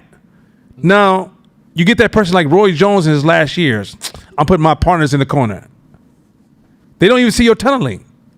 They've already been curved to say, you're only here because I'm paying you. And we folks. So now you create a defensive barrier to the feedback. So now when they give you feedback, oh, you doing good, champ. You win. You almost. I think you winning. Dude, I'm down 4 rounds. What the fuck you mean you think I'm winning? No. But the way that one hit you took, the way you turned around and smiled afterwards, that shouldn't even affect you. But I got hit though, dog. right? So this whole idea is your corner is poison. We gotta audit our corners and get people in our corners who are willing to tell us our shit stink without all the other dialogue. They don't need to carry the weight of your fucking feelings because they tell you you were in the wrong shirt today. Like when you get to a point, and don't, mind you might just get you to Kasha's argument, get you a safe circle. It's fuck it. Kasha's working through her defensiveness, but okay, fuck it. Kasha, go find 6 people you say, okay, I'm gonna give them permission to say what the fuck they're gonna say because I know they're not gonna hurt me. Their only goal is just to give me feedback. They're not right all the time. That's not a such thing. Feedback doesn't need to be right versus wrong. Feedback needs to just open your brain to get you outside the tunnel. That's it. That's it. You often have the answers already. It's just that when you're in the tunnel, you can't see it, but you don't have anybody talking to you because you already told everybody, shut the fuck up when I'm talking. Or you social justice sensitive. I feel like when you spoke to me, you didn't see me as a woman. And it's just, I don't know. As a gay man, I can't relate to you now just because you machismo. Now that's just you because you're into that kind of stuff. All that defensiveness says, I'm not gonna keep fucking talking to you no more. But if I can say, hey, that doesn't make sense, and you go, why? No, because but what you didn't see is why do you think it doesn't make sense? Well, because then you can introduce a but, or well, this is what it is. The person's like, oh, well, then why would you? It still could be the conversation continue to move forward, but a lot of times we have this. We are already. They call it pre-buttal. Pre-buttal is you already have a rebuttal in your gun, cocked to shoot. You ready? Somebody says, "What do you think?" Okay, this is what I think right now, huh? Okay, I wish you asked me another motherfucking question. I wish you would, right? No, I think your shirt. What about your motherfucking shirt? You ain't saying shit about your shirt, right? Like pre-buttals. You can't grow because you are you got that shit ready to go. Hey, sister. Hey, I'm not your sisters. Because see, black men be calling women sisters for too motherfucking long. And obviously you don't act like we're your sisters when we need money from you. Whoa. Slow the shit down. You don't see me, Nana. You just don't see me. You go to that video, you don't see me. And I feel like, if you was to see me, I would hear you. But, obviously you can't see me. So it's hard for me to hear you. I feel like you're projecting, Nana. Shut your soft, weak ass down. And by the way, women can be soft and weak. Don't be acting like this. I'm talking about me and everybody who's soft, weak. You fucking soft and weak. Point is this. Can you create a space? Corey can call me with anything he want. Masham can call me with anything he want. Pastor Chris can call me with anything he want. They can literally call me and be like, yo, I don't know about this. I'm like, yo, what makes you say that? And trust me, I'm going to talk through it because I want to hear what they see. I'm going to pick their brain. So I really almost have their eyes for a few seconds. And then I'm going to spend a few days with it and process it. And sometimes it pulls me out of a tunnel. Go ahead. Do you think part of that is because he called you or Pastor Chris called you? Like, don't matter. Okay. Don't matter. I told my sister also, I said, what if I was sexist? It's hard for me to be sexist because I got dominant women all around me. My mother, my sister, and my daughter. My fucking 5-year-old daughter runs my damn, bought a brand new car. She's like, this gonna be my shit. I brought the shit for me, okay? Get your ass up. But anyway, long story. My daughter used to just be taking my shit. Anyway, I played this one game. Dad, show me this one move. Just show me what you're doing real quick. Now she's like, Dad, I'm gonna sit here. You just, let me know when you want to get this game. I'm gonna take it over from. What the hell, man? Anyway. So I'm around dominant, but just say if I was. Let's just say I said men in the lead and women to follow, right? Like the 1979 Christian church. Y'all remember that? Anybody remember that? Okay. The rib came from me and you follow me. You understand me? Okay. All right, say if I was just like that. what the fuck is that going to do with the information I'm giving you? You know, a lot of people that I read their books, I don't give a fuck about who they are. I don't agree. Sometimes I disagree with them. Like, ooh, I don't not like that about them. But this area here, I'm still in that, right? Because it's for me. So you can call me and be like, "Yo, motherfucker, the fuck you doing?" Court can get away with that because Court reminds me of my childhood. That's how we talk. So when I see Court, he gets the full version of my personality. He knows more about me because he's kind of like, we come up the same, we made from a similar cloth. Like when I went to his family, his birthday party with his family, I felt like I was at home. I didn't feel like I'm at somebody's house because I'm like, yeah, I got a cousin, auntie, sister, brother, mother, father. Like that shit was just normal, right? Okay. He could literally come and be like, yo, what the fuck was that, bruh? Out the blue. I could be happy right now. Like, yo, this shit's hella hot. And he could be like, I don't think it is. And I'm like, wait, what? Why? Because I got my corner. I don't need my corner fucking practicing etiquette. That's defensive language. I need my corner to rush the answer to me as fast as you want, the way you speak it, and it's my responsibility to decode that you're showing love to me. Just like when you go to New York, right? And somebody go, yo, my nigga. You know they don't mean the N-word like we mean on the West Coast. But what they mean is, what's up, brother? You got to decode that. It ain't for you to be there and be like, I'm having a hard time in New York because I feel like you're attacking me when you're trying to give me a plate of food and I can't process this. If we don't stop this shit, black people, cut that sorry for sorry no reason. All right, hit loss aversion. Oh, go ahead. Pass it back to my family. Shit, no. It reminds me of, I don't know if it's the same thing, but the feedback loop that you touched on. And it reminds me of when we went to the gym and I was telling a friend, she asked me like, how did it go? And I was like, it was like some like Karate Kid type shit. Like I kept explaining like some of the stagnations that I've been having in my life. And he just kept asking me questions like, but you in asking me those questions helped me realize like shit that I had never thought of. Like I remember you asked me some question like, do you think that entitlement has anything to do with, you not landing these bigger shows?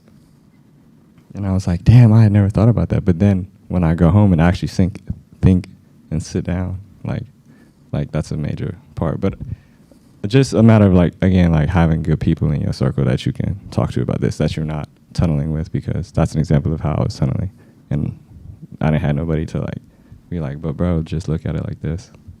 If you think about a lot of entertainers who are dying, who have big hype cycles, I'm talking about big hype cycles, 10, 20 million, $30, and then you see them and like 30 years from now, you're like, wow, how? They poisoned their corner. Mm-hmm. If they would have had a real corner, they could be Jay-Z.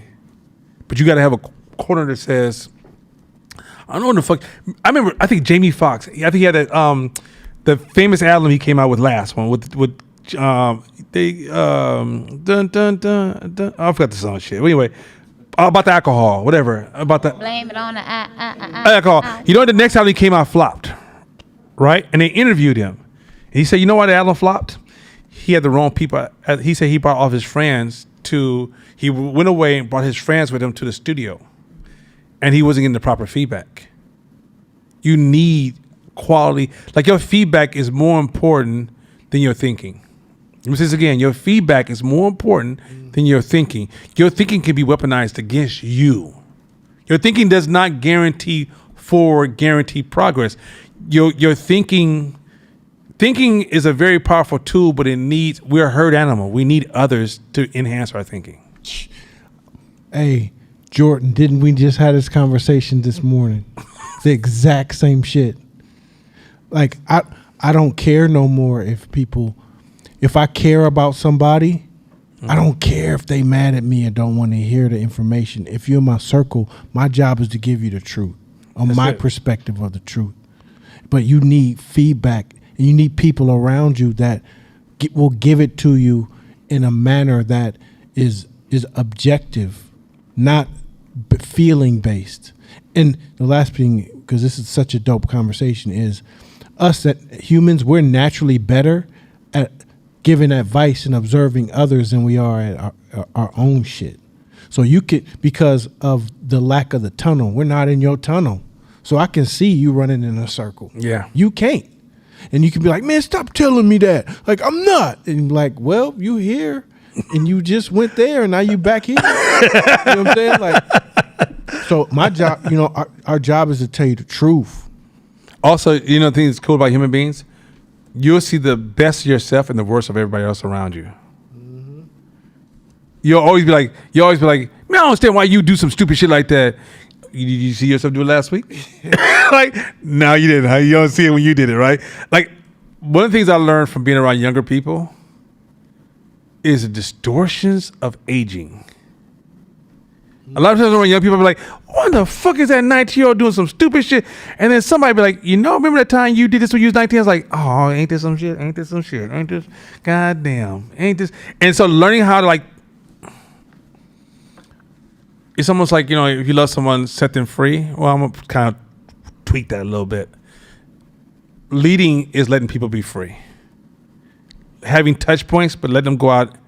If I give you advice, it's your job to fall 10 times before you get it. So if I sit there and watch each fall, I'm going to lose respect for you, as opposed to just let you be free, let you fall, and then let you go through your natural evolution of growth. Otherwise, I'm trying to control your growth in my mind. Can I accept your growth? Because imagine somebody, when you was falling, somebody's like, what's wrong with your stupid ass? Get your dumb ass up. You might have grown, but be fucked up in the head. I don't know what's wrong with me. Go ahead. I do actually have something to say about, you know, giving advice to people. I go by this quote all the time when I help the people around me. I say, a harsh reality is better than a beautiful lie.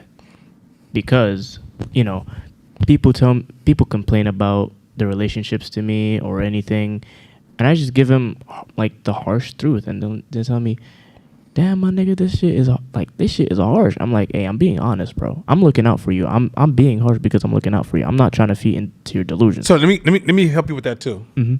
You remind me of me. What was it when Scott? Maybe that's me, right? I was just like, I cut your neck off, and it's up to you. So it's still used, just different. But I appreciate that so much. I had to grow into that appreciation. Like over the years, I was like, what the fuck, man? But now I actually really value the line that you hold. I had to slow myself down so I didn't say some weird shit. The line that you hold, you know. He's like, you gonna hit that pause button yourself, huh? Ain't nothing wrong with that button. Let me give you some adjustments to that. So, yes and no and no and yes. And in all fairness, what you just said is an indication of your strength. I know you didn't tell me that, but you did tell me that. You showed me some strength in you. And it shows me that you have a love for others and you want to see things move forward. And you accept life ain't always be pretty. So there's a lot of beautiful things you said there that I highly respect. But you got to realize that also, too, business is about relationships. And you got to figure out how to... So, for example, I talked to somebody who was very militant last week. You know, I got all my points across. I protected her ego. That was it.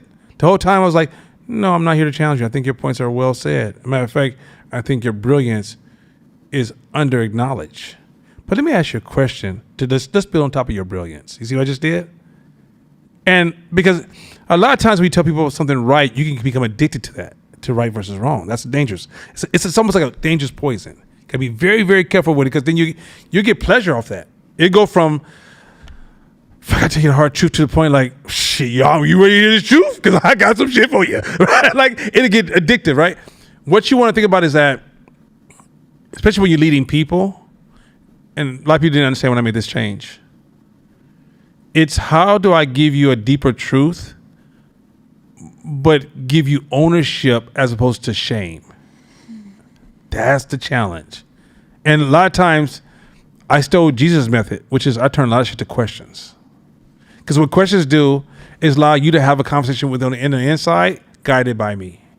And in those questions, I can almost walk away before you get to the conclusion, and you'll solve it, right? But it's the Jesus effect of helping others. And if anybody's been around me, they see me, I move more and more in that direction than I was. Am I right? Like, I start with as many questions as possible. Because in the token too, like a lot of times what we see is an assumption. We don't see the reality. Because the reality is that there may be a lifestyle around you you can't even imagine. And that person sits in front of you and asks you a question that seems standard, but their reference points is outside your imagination. So the reason I want to lead with curiosity first, also realizing they just might be in a tunnel. You were the bad one, right? You the dude, you're young. How many people sit in relationship tunnels? Have you ever seen somebody tell you, you know what, when she come around, I'm going to cuss her out, I'm done with her. And then next when you see them, they kissing.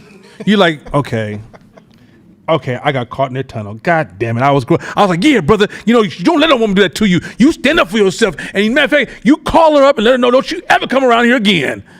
Next 2 days later, oh my God, I don't believe I played into that person's tunnel. So now I learned more like, well, why you feel that way? Have you ever taken anybody back before? So are you sure you would never, what would it take for you to take her back? And by the time the conversation is over, you'd be like, well, I just want her to call me and say she's sorry, and then I'll take her back. As opposed to I participated in your tunnel. So now I'm the fool who fell. Now your woman don't like me because she heard me cussing on the back of the phone.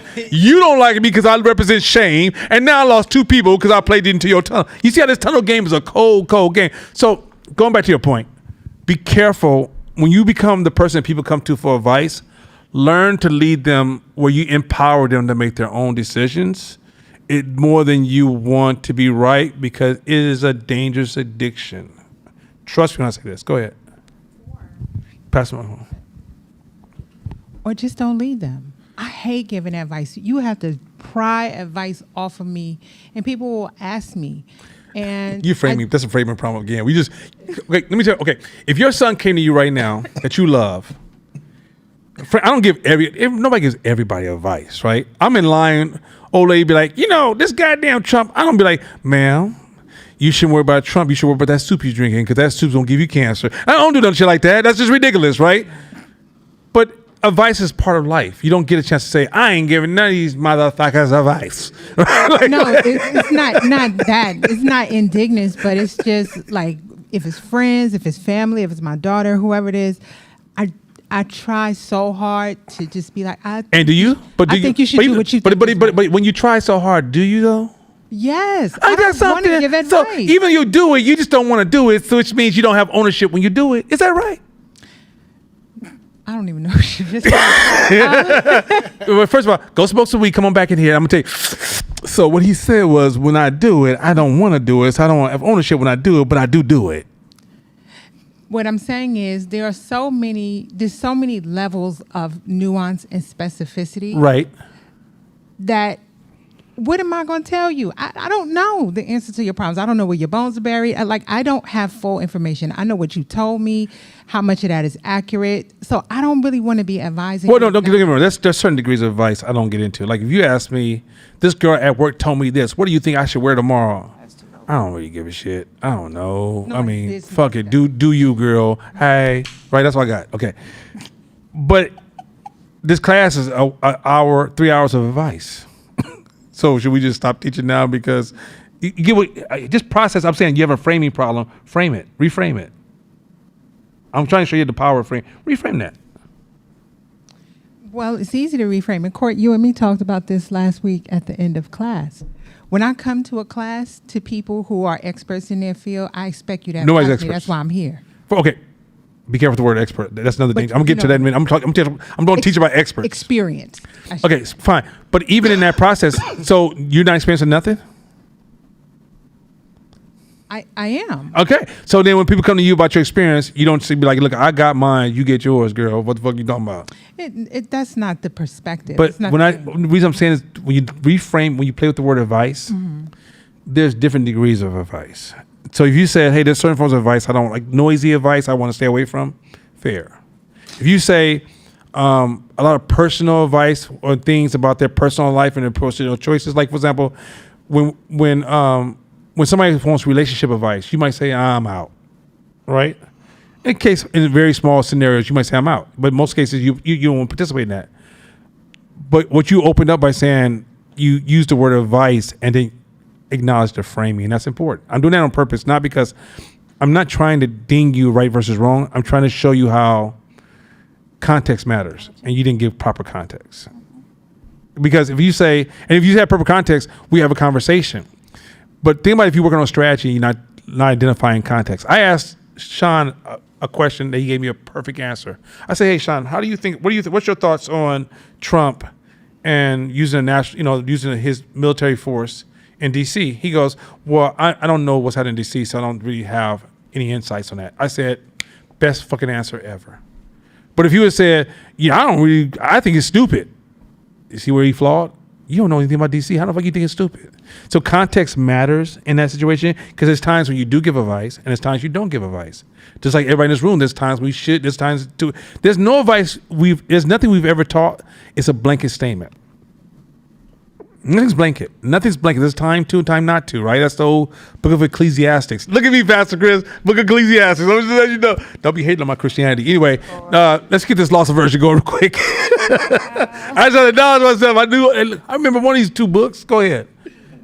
Forgive them. I do one of those. Go ahead. Hit loss aversion. Loss aversion.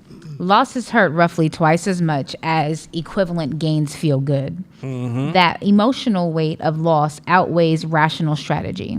Example, people avoid selling a losing stock to avoid locking in the loss, even when it's the smarter move. So you're losing a stock.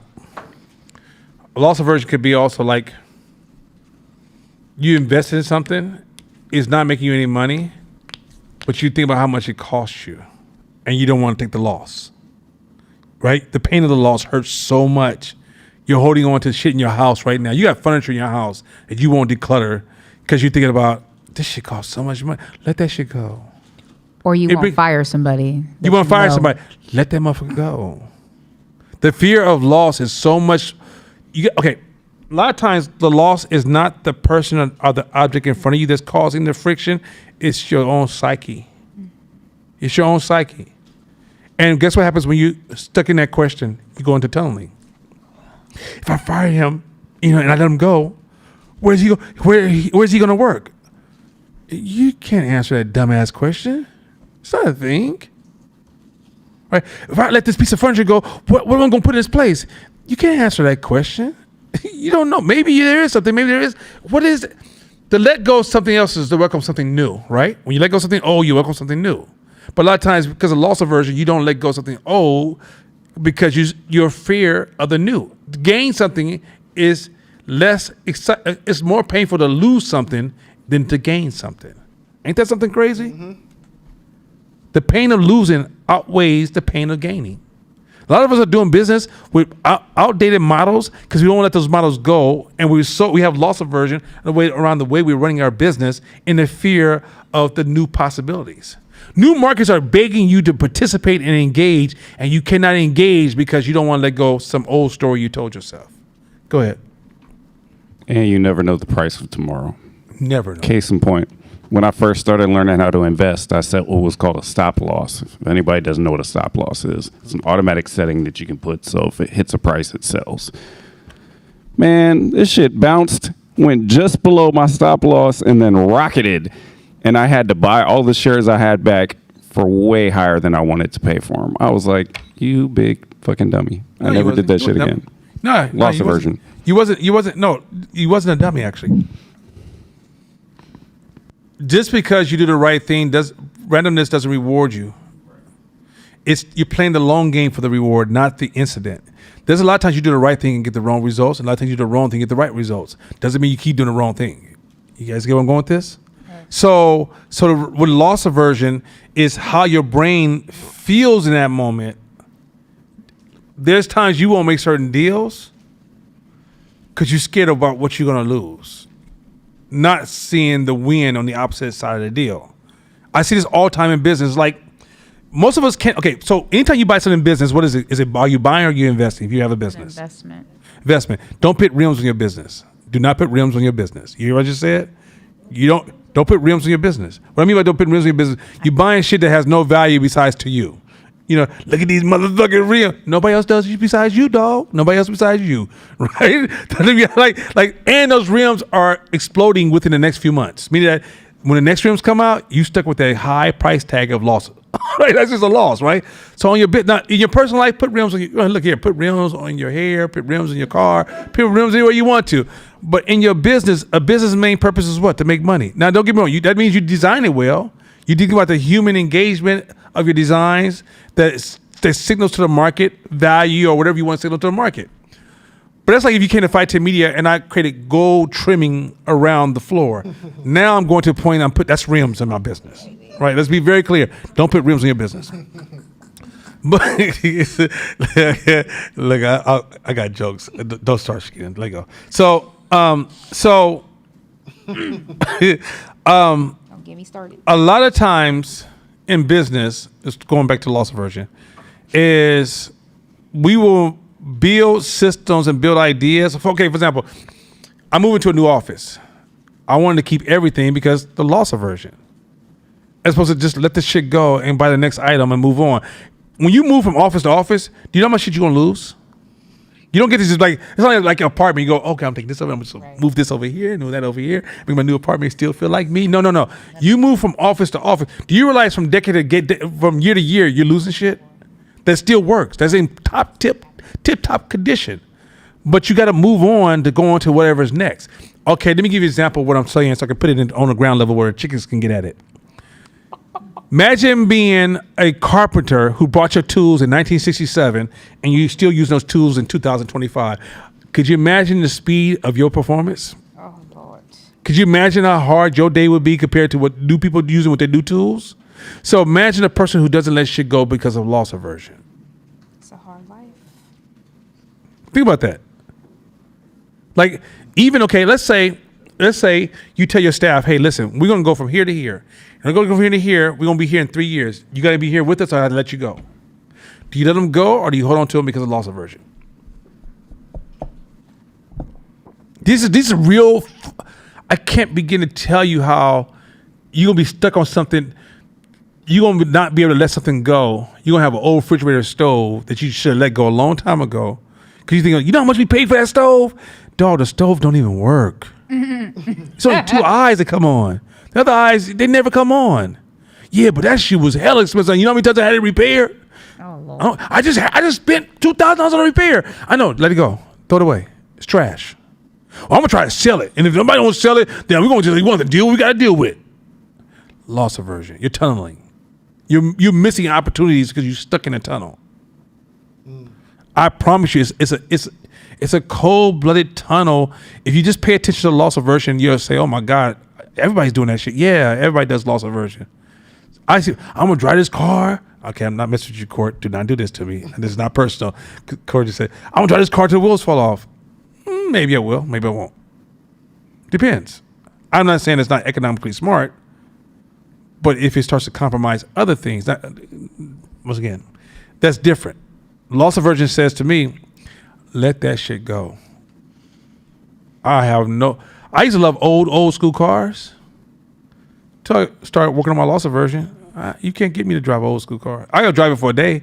Take that old smoking gas, driving chunk death trap back. Give me the most comfortable suspension with all the crash protection, with all the computers saying, "Hey, now did you have a good day?" "Yes, I did, car. Where we gonna go?" I take all that shit over all that old, look at my old shit. No, I don't want that shit. I had an old Harley until I drove a new Harley. Tell them how fast I can get rid of my old Harley that I love so much. They said, "Hey, take this one for a ride." I said, "Man, I know it's gonna happen." Hey, that's why I ain't been back. I ain't got no loyalty. Because life is moving forward. I'm not going to be that dude wearing a Sydney outfit at the club talking about this suit right here was shark shine suit. I spent about 4 G's back in 78. I'm going to wear this too. No, I'm not. It's gone. No, I'm not. Loss aversion. Done. Last, do one more slide. We're going home. One more slide real quick. One more slide. Now, risk aversion. This is go ahead. Come on. Risk aversion in gains.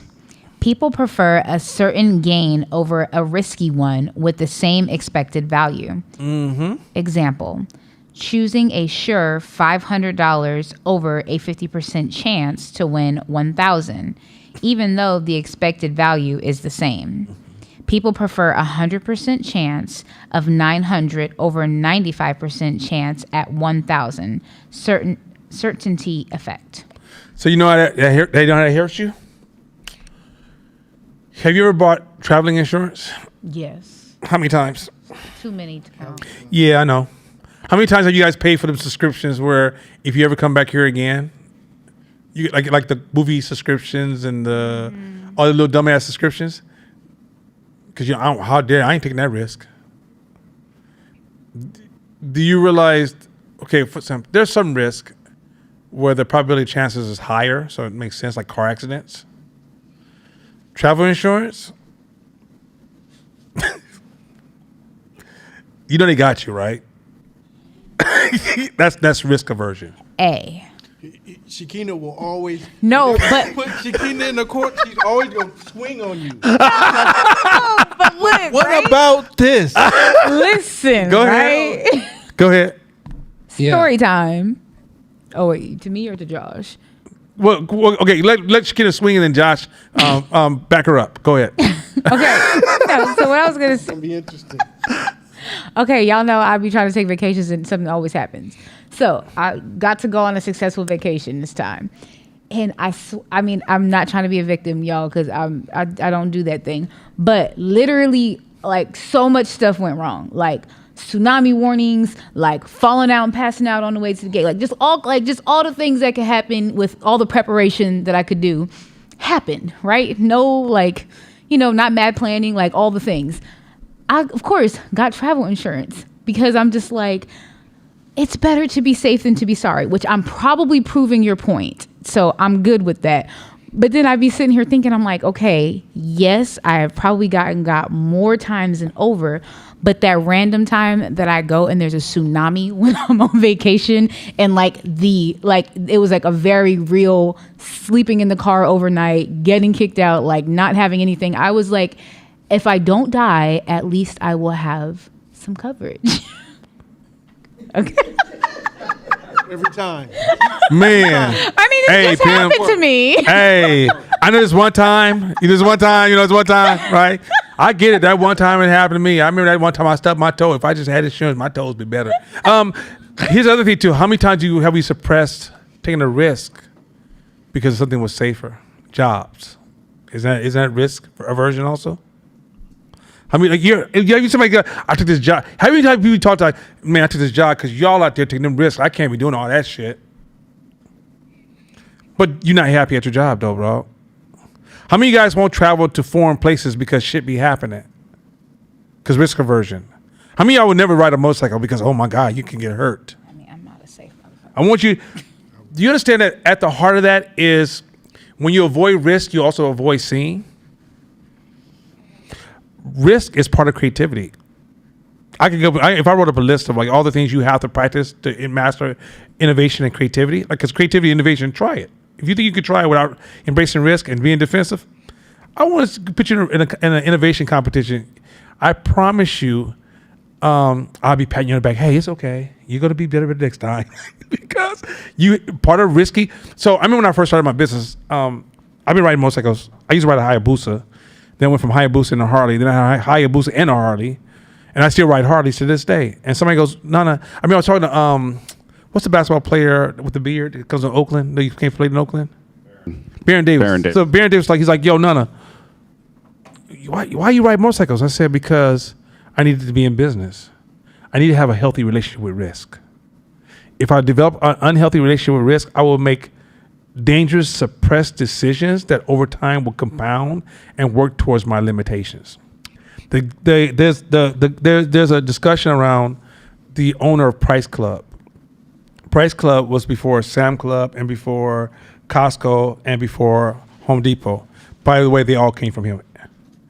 All three of them went to him. So Sam Club was Walmart owner going to study Price Club because like, yo, what is this thing you're doing? And he went in with a recorder. Actually, he was literally walking with him with a recorder and measuring the details in space. He told Home Depot, stop whining so much and just go do it, right? And so the way Costco runs today is he developed all that in his making. But guess what happened? When they came into business that they got from him, they all passed him up, became his competition, and crushed him and pushed him out of business. You know why? Because he was risk averse. They took risk he couldn't take, and he realized the reason he was horrible at scaling his business, he was uncomfortable with the same amount of risk. You guys don't understand, like, risk is, anytime you invest your money, you're playing an odds game. But if you're risk averse, your investments are suppressed. In order for you to be good in business, you got to deal with risk. Will cause you to miss certain opportunities or buy into certain trickery because you're so scared of what could happen. Or this one time, I heard this anecdotal story. I know this one guy who drank this drink, so I'm going to Mexico City, right? I was trying to go this week, but I'm waiting so late that I might have to push out a couple of weeks so I don't get penalized with all these crazy fees because it's me. Anyway, data came across my table. I was like, I'm going. Because I wanted the team to go out there, like the guys that go there at the end of the year. But I want to go and figure out like where we're going to stay and what we're going to stay in Polanco, whatever, right? And my brain started to play risk aversion. Somebody says, well, you should speak Spanish before you got there. I'm going to tell you right now, don't ask me anything about Spanish. Mm-hmm. I'm the worst. Spanish people, I love y'all. I really want to learn. But that tongue rolling shit, I swear to God, I look so bad. No, it's not a word I can say that. If the tongue has a roll, I'm going to sound like a Texan trying to speak Spanish, right? Adios, amigos. Like it's not going to sound right. It's going to be like, oh my God, this dude. So I sound like I'm trash. I'll be like, whatever, man, I'm out. So first of all, I don't speak Spanish, right? Number two, I'm going to go by myself. Number three, they tell you don't drink the water, right? Because people get sick from the water, even if it's filtered. I got a list of things, right? My brain started looking at all the risk. And then when I tell myself, that's why you should go. That's why you should go. Because as you get older, you become more risk averse. That's part of aging. Listen to an older person and younger person. The same person. When they're young, they be like, oh, let's do this. They get older. Baby, I don't want to do all that. And you know the number one reason that most older people will never go into business for themselves? That right there. I got a good job. I got my benefits. I got things stored until you don't. Where with me, it's like the risk allows me to have a different relationship to my future. But okay, for example, I used to hate this. How people who had jobs would talk to people about a retirement all the time. You know how much money been stolen from people for the name retirement? Do you know how many people don't want to retire when it's time to retire? Do you understand what retirement really means? Like, you're really exhausted, so you don't realize because you're risk averse, it sounds good. But you don't realize that having a purpose allows you to live past a certain point. Meaning that you really don't want to retire. You just don't want to work there. Let's just be very clear, right? And so the reality is, but how many people have got you to move your money in certain kind of ways that almost don't make sense for your longevity because you're risk averse? How many people wouldn't buy a house because the amount of money you would pay, your brain didn't go into like, how can I get it done? It was, ooh, that feels uncomfortable. Like, I want you to like pay attention. How many of you guys have never invested in the market or any kind of investment? Because as soon as you hear about the risk, you're like, ooh, I heard a friend who lost all their money doing that. You see the opposite side of what Shakina said? Well, this one time I invested, I lost all my money. That's why I don't fuck with the market. Risk aversion. They're tunneling. You can tell them, hey, look, here's a window, here's an opportunity, here's a shot, here's a possibility. They're tunneling. So when you make it, there's so many things you won't do with your business, people you won't hire, moves you won't make, because you are risk averse. So I'm saying, like,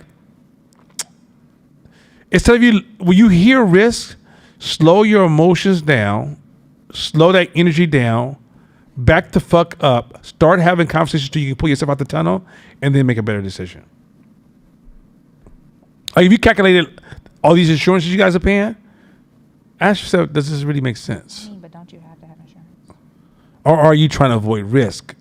I'm not against insurance, because insurance is an act of a healthy relationship with probability. It's just a lot of times we engage insurance from us managing probability or randomness. We gauge insurance because we're trying to avoid risk. It's a very thin line difference, but it's a big difference. It's like 2 degrees of difference, but when it scales out, it's a huge fucking difference. You guys get going with that? So risk aversion is, can you sit in a space of risk? Notice you sit in a space of risk and have a calm hand. Or is your hand shaking this whole time and you're just losing it? And that ultimately what you do is you avoid it. Do you try to always find the easy guarantee way, or can you take that path of risk? Can you go to a new town without an itinerary? Yes. Like, can you just get lost and figure the shit out? I got some money in my pocket. I'm going to jump in this car and I'll figure it out when I get there. Or do you say, no, I got to have a plan. Got to have a plan. Do you understand? Out in business, it doesn't work like that. It's really a healthy relationship with risk. And those of you who take pride in being safe, you're taking pride in being in tunneling. Safety is a form of tunneling. Do you realize safety makes you reframe the story where everything is endangering you, as opposed to seeing that your healthy engagement of risk? If young people thought like old people, the world would probably die. That's called a oppressed ass society. Young people lead risk. They engage risk in every fucking way. Young people are the leaders of innovation because of their relationship with risk. Older people are good with wisdom, but we suck at innovation because we don't have a horrible relationship with risk. Go ahead. They have more recoupment time, so they can afford to. It's all a lie. It's all illusion, because you also can lose that. If whatever company's giving you that source of income and they fire you tomorrow, okay, let me get real for 4 seconds. Hang with me real quick. When you have a job, as you get older, you realize you're losing competition value, right? Because they want the younger version of you. You're cheaper. You're more easily changed. They can do more stuff with you. So by default, if you're 40 years of age and you're still doing the same job, your age puts you in automatic danger, correct? So if the company wants to do layoffs, they're targeting you first, unless you're in a very strong, dominant position, which if you're in that position, you probably took some risks to get there. But more than likely, if you're just working a job and you're trying to practice safety, then you're at just as much risk as an entrepreneur. You just under the illusion that you're not. That's it. That's the fuck it. Like, honestly, like, job security that myth has already been broken. And you might say, well, I got more investments. Yeah, you got more losses too. So if you're not moving you don't get to get here and stay. Because by life is everything you gain is under the pressure of entropy, which by default is automatically already deteriorating, getting old, outdated. If it's not making money, it's losing money, right? So there's no such thing as getting here and you chill, you good. That means you got to keep going. And getting here is just slowing down the stage of progress to even stay here. You got to still have some way of moving forward, right? So this whole idea of protect to be safe, it doesn't exist. It's protect to be safe is victimizing you by entropy by itself. Name a community that just did what it did and was safe and just stayed cool and nobody fuck with it. Name a time. I'll wait for you. That just did what they did. They didn't change anything, and they stayed. And nobody ever fucked with it. They were just safe. They didn't change and they didn't make no upgrades. They just, hey, this works for us. That's part of life. Life is always about moving forward. And yet we tell these stories as if there's this place where no man has ever been before. We can all go and rest and just be the same, and nobody's going to change anything, and I should be happy, and everything falls apart. And it's not. It doesn't exist. So since we know that life is always, there's a degree of velocity, that's our inertia, that's part of life, then we should be active engaging our inertia. But if we get to a point where we fall into risk aversion, we're trying to avoid engagement of our natural inertia, which is we got to be moving forward, or we're going to be moving backwards. But when you start saying it just should be a certain kind of way and don't engage it. I mean, I grew up in the hood, and I saw black folks in the hood try to just leave me alone. And we always fall. Am I lying, y'all? It's just, that's the cost of just, I just don't want, something happens. Some kind of black swan lands on our porch, and we didn't have enough reinforcement or enough, what's the word I'm looking for? Slack to take the impact. And that one hit, we down. But if that family had been building up some slack and they took that hit, it'll absorb some of that hit, and we'll be able to. So it means that they're still moving forward. Maybe not as aggressive as I'm moving now, but we're still moving forward. So when you start saying, I don't want to, you don't get to avoid that risk. Live in a neighborhood where you say, I don't want to engage them kids, what's happening outside. Those kids will come in your house, or bullets will come in your house. One or two is going to happen. Make a choice. So risk aversion is not really a human thing. Having a child is hella risky. You ever see some people say, I don't want to have kids because I don't want to bring them to this world? That's risk aversion. What do you mean you don't want to have kids because I don't bring them to this world? What? What you here for? Yeah, if you don't want to, I don't want to have kids, I want to avoid, I don't want to bring no kid into this world. Why are you here? I don't get if you didn't have kids. I'm talking about you don't want to have kids. So then why are you here? What you hope to achieve? Let me ask you, why are you here? If you say I don't want kids to come to this world because it's so evil, why are you here? End it all. Answer it. I'm giving you no. Give me the answers. Give me words. Go ahead. Why are you here? Let me ask a question to clarify. Are you suggesting? You got me. That's I love it. Go ahead, girl. Do your thing. Do your thing. I'm just trying to get clear. Are you suggesting that beyond procreation is a why you here situation? Like it's purposeless? Is that What's the purpose of life?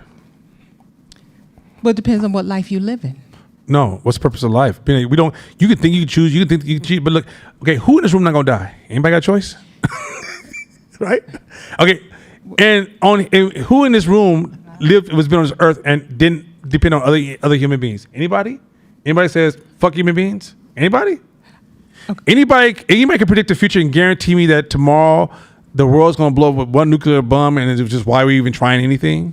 The same person says, why have kids? The same person who would not invest in their children because it says, you know what? I can't guarantee who they're going to become. Oh, no. No. It really, there's a nuance to this. We're not saying if you live in Nutbush City, there's no jobs, you don't have health care, the school system is terrible, you can't afford child care, you better be saying, I'm not bringing no kids into this. Because what you going to do with them when they get here? Because what you did was you thought backwards and you talked forward and you confused that conversation. That's what, you guys see where talking backwards and talking forward at the same time? No. She said, this hasn't been in my past, so why even imagine the future being any different? You see what she just did?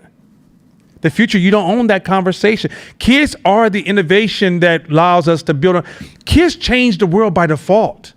They're not stuck in your limitations and your bad dreams. You didn't even do that. No, most of us said they tripping. I'm gonna try that, and then through that innovation, we created these changes. A lot of these conversations we're having is you anchoring your past, which means you're tunneling and putting limitations on their future. You don't know what their future holds, because I said that too. Poverty is relative. I didn't know I was poor till I was 11 or 12. I didn't know people didn't go to church and get food. I didn't know. I didn't know you only have people have more than two pair of pants. I didn't know that. Because I had the best time of my life until I got around a certain age and started saying, oh, y'all wearing new clothes? Hand-me-down ain't a thing? So first of all, poverty, that's your judgment on their poverty. If they don't feel that poverty, they don't process it the same. Two, if they ate every day and they still here and they're able to produce children because they're healthy enough to produce children, maybe they don't process the world, you process the world. Three, just because you poor today, I remember when a lot of Asian cultures first came to America because of war or whatever happened, they were the poorest group. Check in with them 2 or 3 generations later. They performing. They are actually performing at high levels. Meaning that how you start and how you progress, that's not for me to limit you. It's for me to life. Just because I was born in World War II didn't mean today wouldn't exist. Just because I was born in civil rights doesn't mean that Kaja can't wear these outfits and get in her car and drive home without somebody grabbing you, set your car and beating the shit out of you. But you're not limiting the person. The person said, I don't want to bring kids. So I asked the question, why are you here? We'll go after class. I know it's getting late. Yeah. Go ahead. You want to say this real quick, then we're going to go. Yeah, I was going to just say that I agree with you, Nana, because like I had such low standards before I had my daughter. And it wasn't like because of, and it was just like my environment. Like I didn't have any reason to be who I am today before I had my child. And I, like, in a low level standard, I was well known. I was pretty. I could get into any club I wanted to for free. I was a hood famous chick. And I had my daughter. And then everything changed, because from that point forward, I couldn't live in the hood. I couldn't surround her with guns and shooting and condoms in the stairway and pee. Like, there was so many things that just were not acceptable, because she was the factor that changed it. And she was the purpose behind me not getting stuck in my comfort zone. And it's not to say that that's not there, because as a human, like, I just be wanting to lay in the least resistance. But because of her, I'm like, oh, fuck your feelings. You got stuff to do. And so, like, I want to speak to the point of, like, it's not to say that, like, it's not an all or nothing. It's just a recontext. It's let me say this way. If let's say you can't have kids, or you didn't want to have kids, or like you didn't have kids because whatever some other choices you made. That's different than I don't want to bring them to this world because of the fears of danger, as opposed to maybe I made bad relationship choices. Maybe my body won't produce it. Maybe I was having fun. I invested with the wrong person, and then by the time it's time to have kids, it's too late, right? What I'm arguing is this. The first thing they say in business, if you're doing business to not help others, get out of business. Get out of business. It's ain't about you. So when you get into the life is about others versus you, then I have to ask you, why are you here? Like, why are you here? If it's all about just you being happy, you already fucked. You don't have a chance. Do you realize how many times I've been in bed and I don't want to get out, and I think about, shit, man, black people, my family, my kids, I gotta get up. That's it. Me, Nana be in bed right the fuck. I would be fucking with y'all. If it was all about Nana, I told you I didn't make no money last year. I'm here on a Wednesday night for what? My love for others. And so when somebody tells me I don't want to, what you just said about time is that my experience is now judging the future of all people, and my perception is now their sentence. It's not. If you don't believe the world's cool and you still here, you don't bring children in this world, that's a really hard life to live. That means look how you frame the world. You're digesting the world in a way. What you don't see is a long-term depression and psychological challenges these people are going to go through. I know people like this, by the way. They're really suffering because the world's ugly. Guess what happens when the world's ugly? You become ugly. I'm sorry. I have a neighbor right now. She asked me, she said, Nana, I'm going to leave her. She said, Nana, can I ask you a question? She goes, how's your business doing right now? I said, it's doing amazing. She said, what? I said, we're doing amazing because we make problems. We solve problems, and the world's full of them. She goes, damn, I wish I had that way of thinking. She says, because I'm suffering right now. My whole life, I've seen all the ugly things in the world, and it's made my life ugly. I said, yeah, I know. That's how it is. You got to learn to reframe this shit. Out. Done.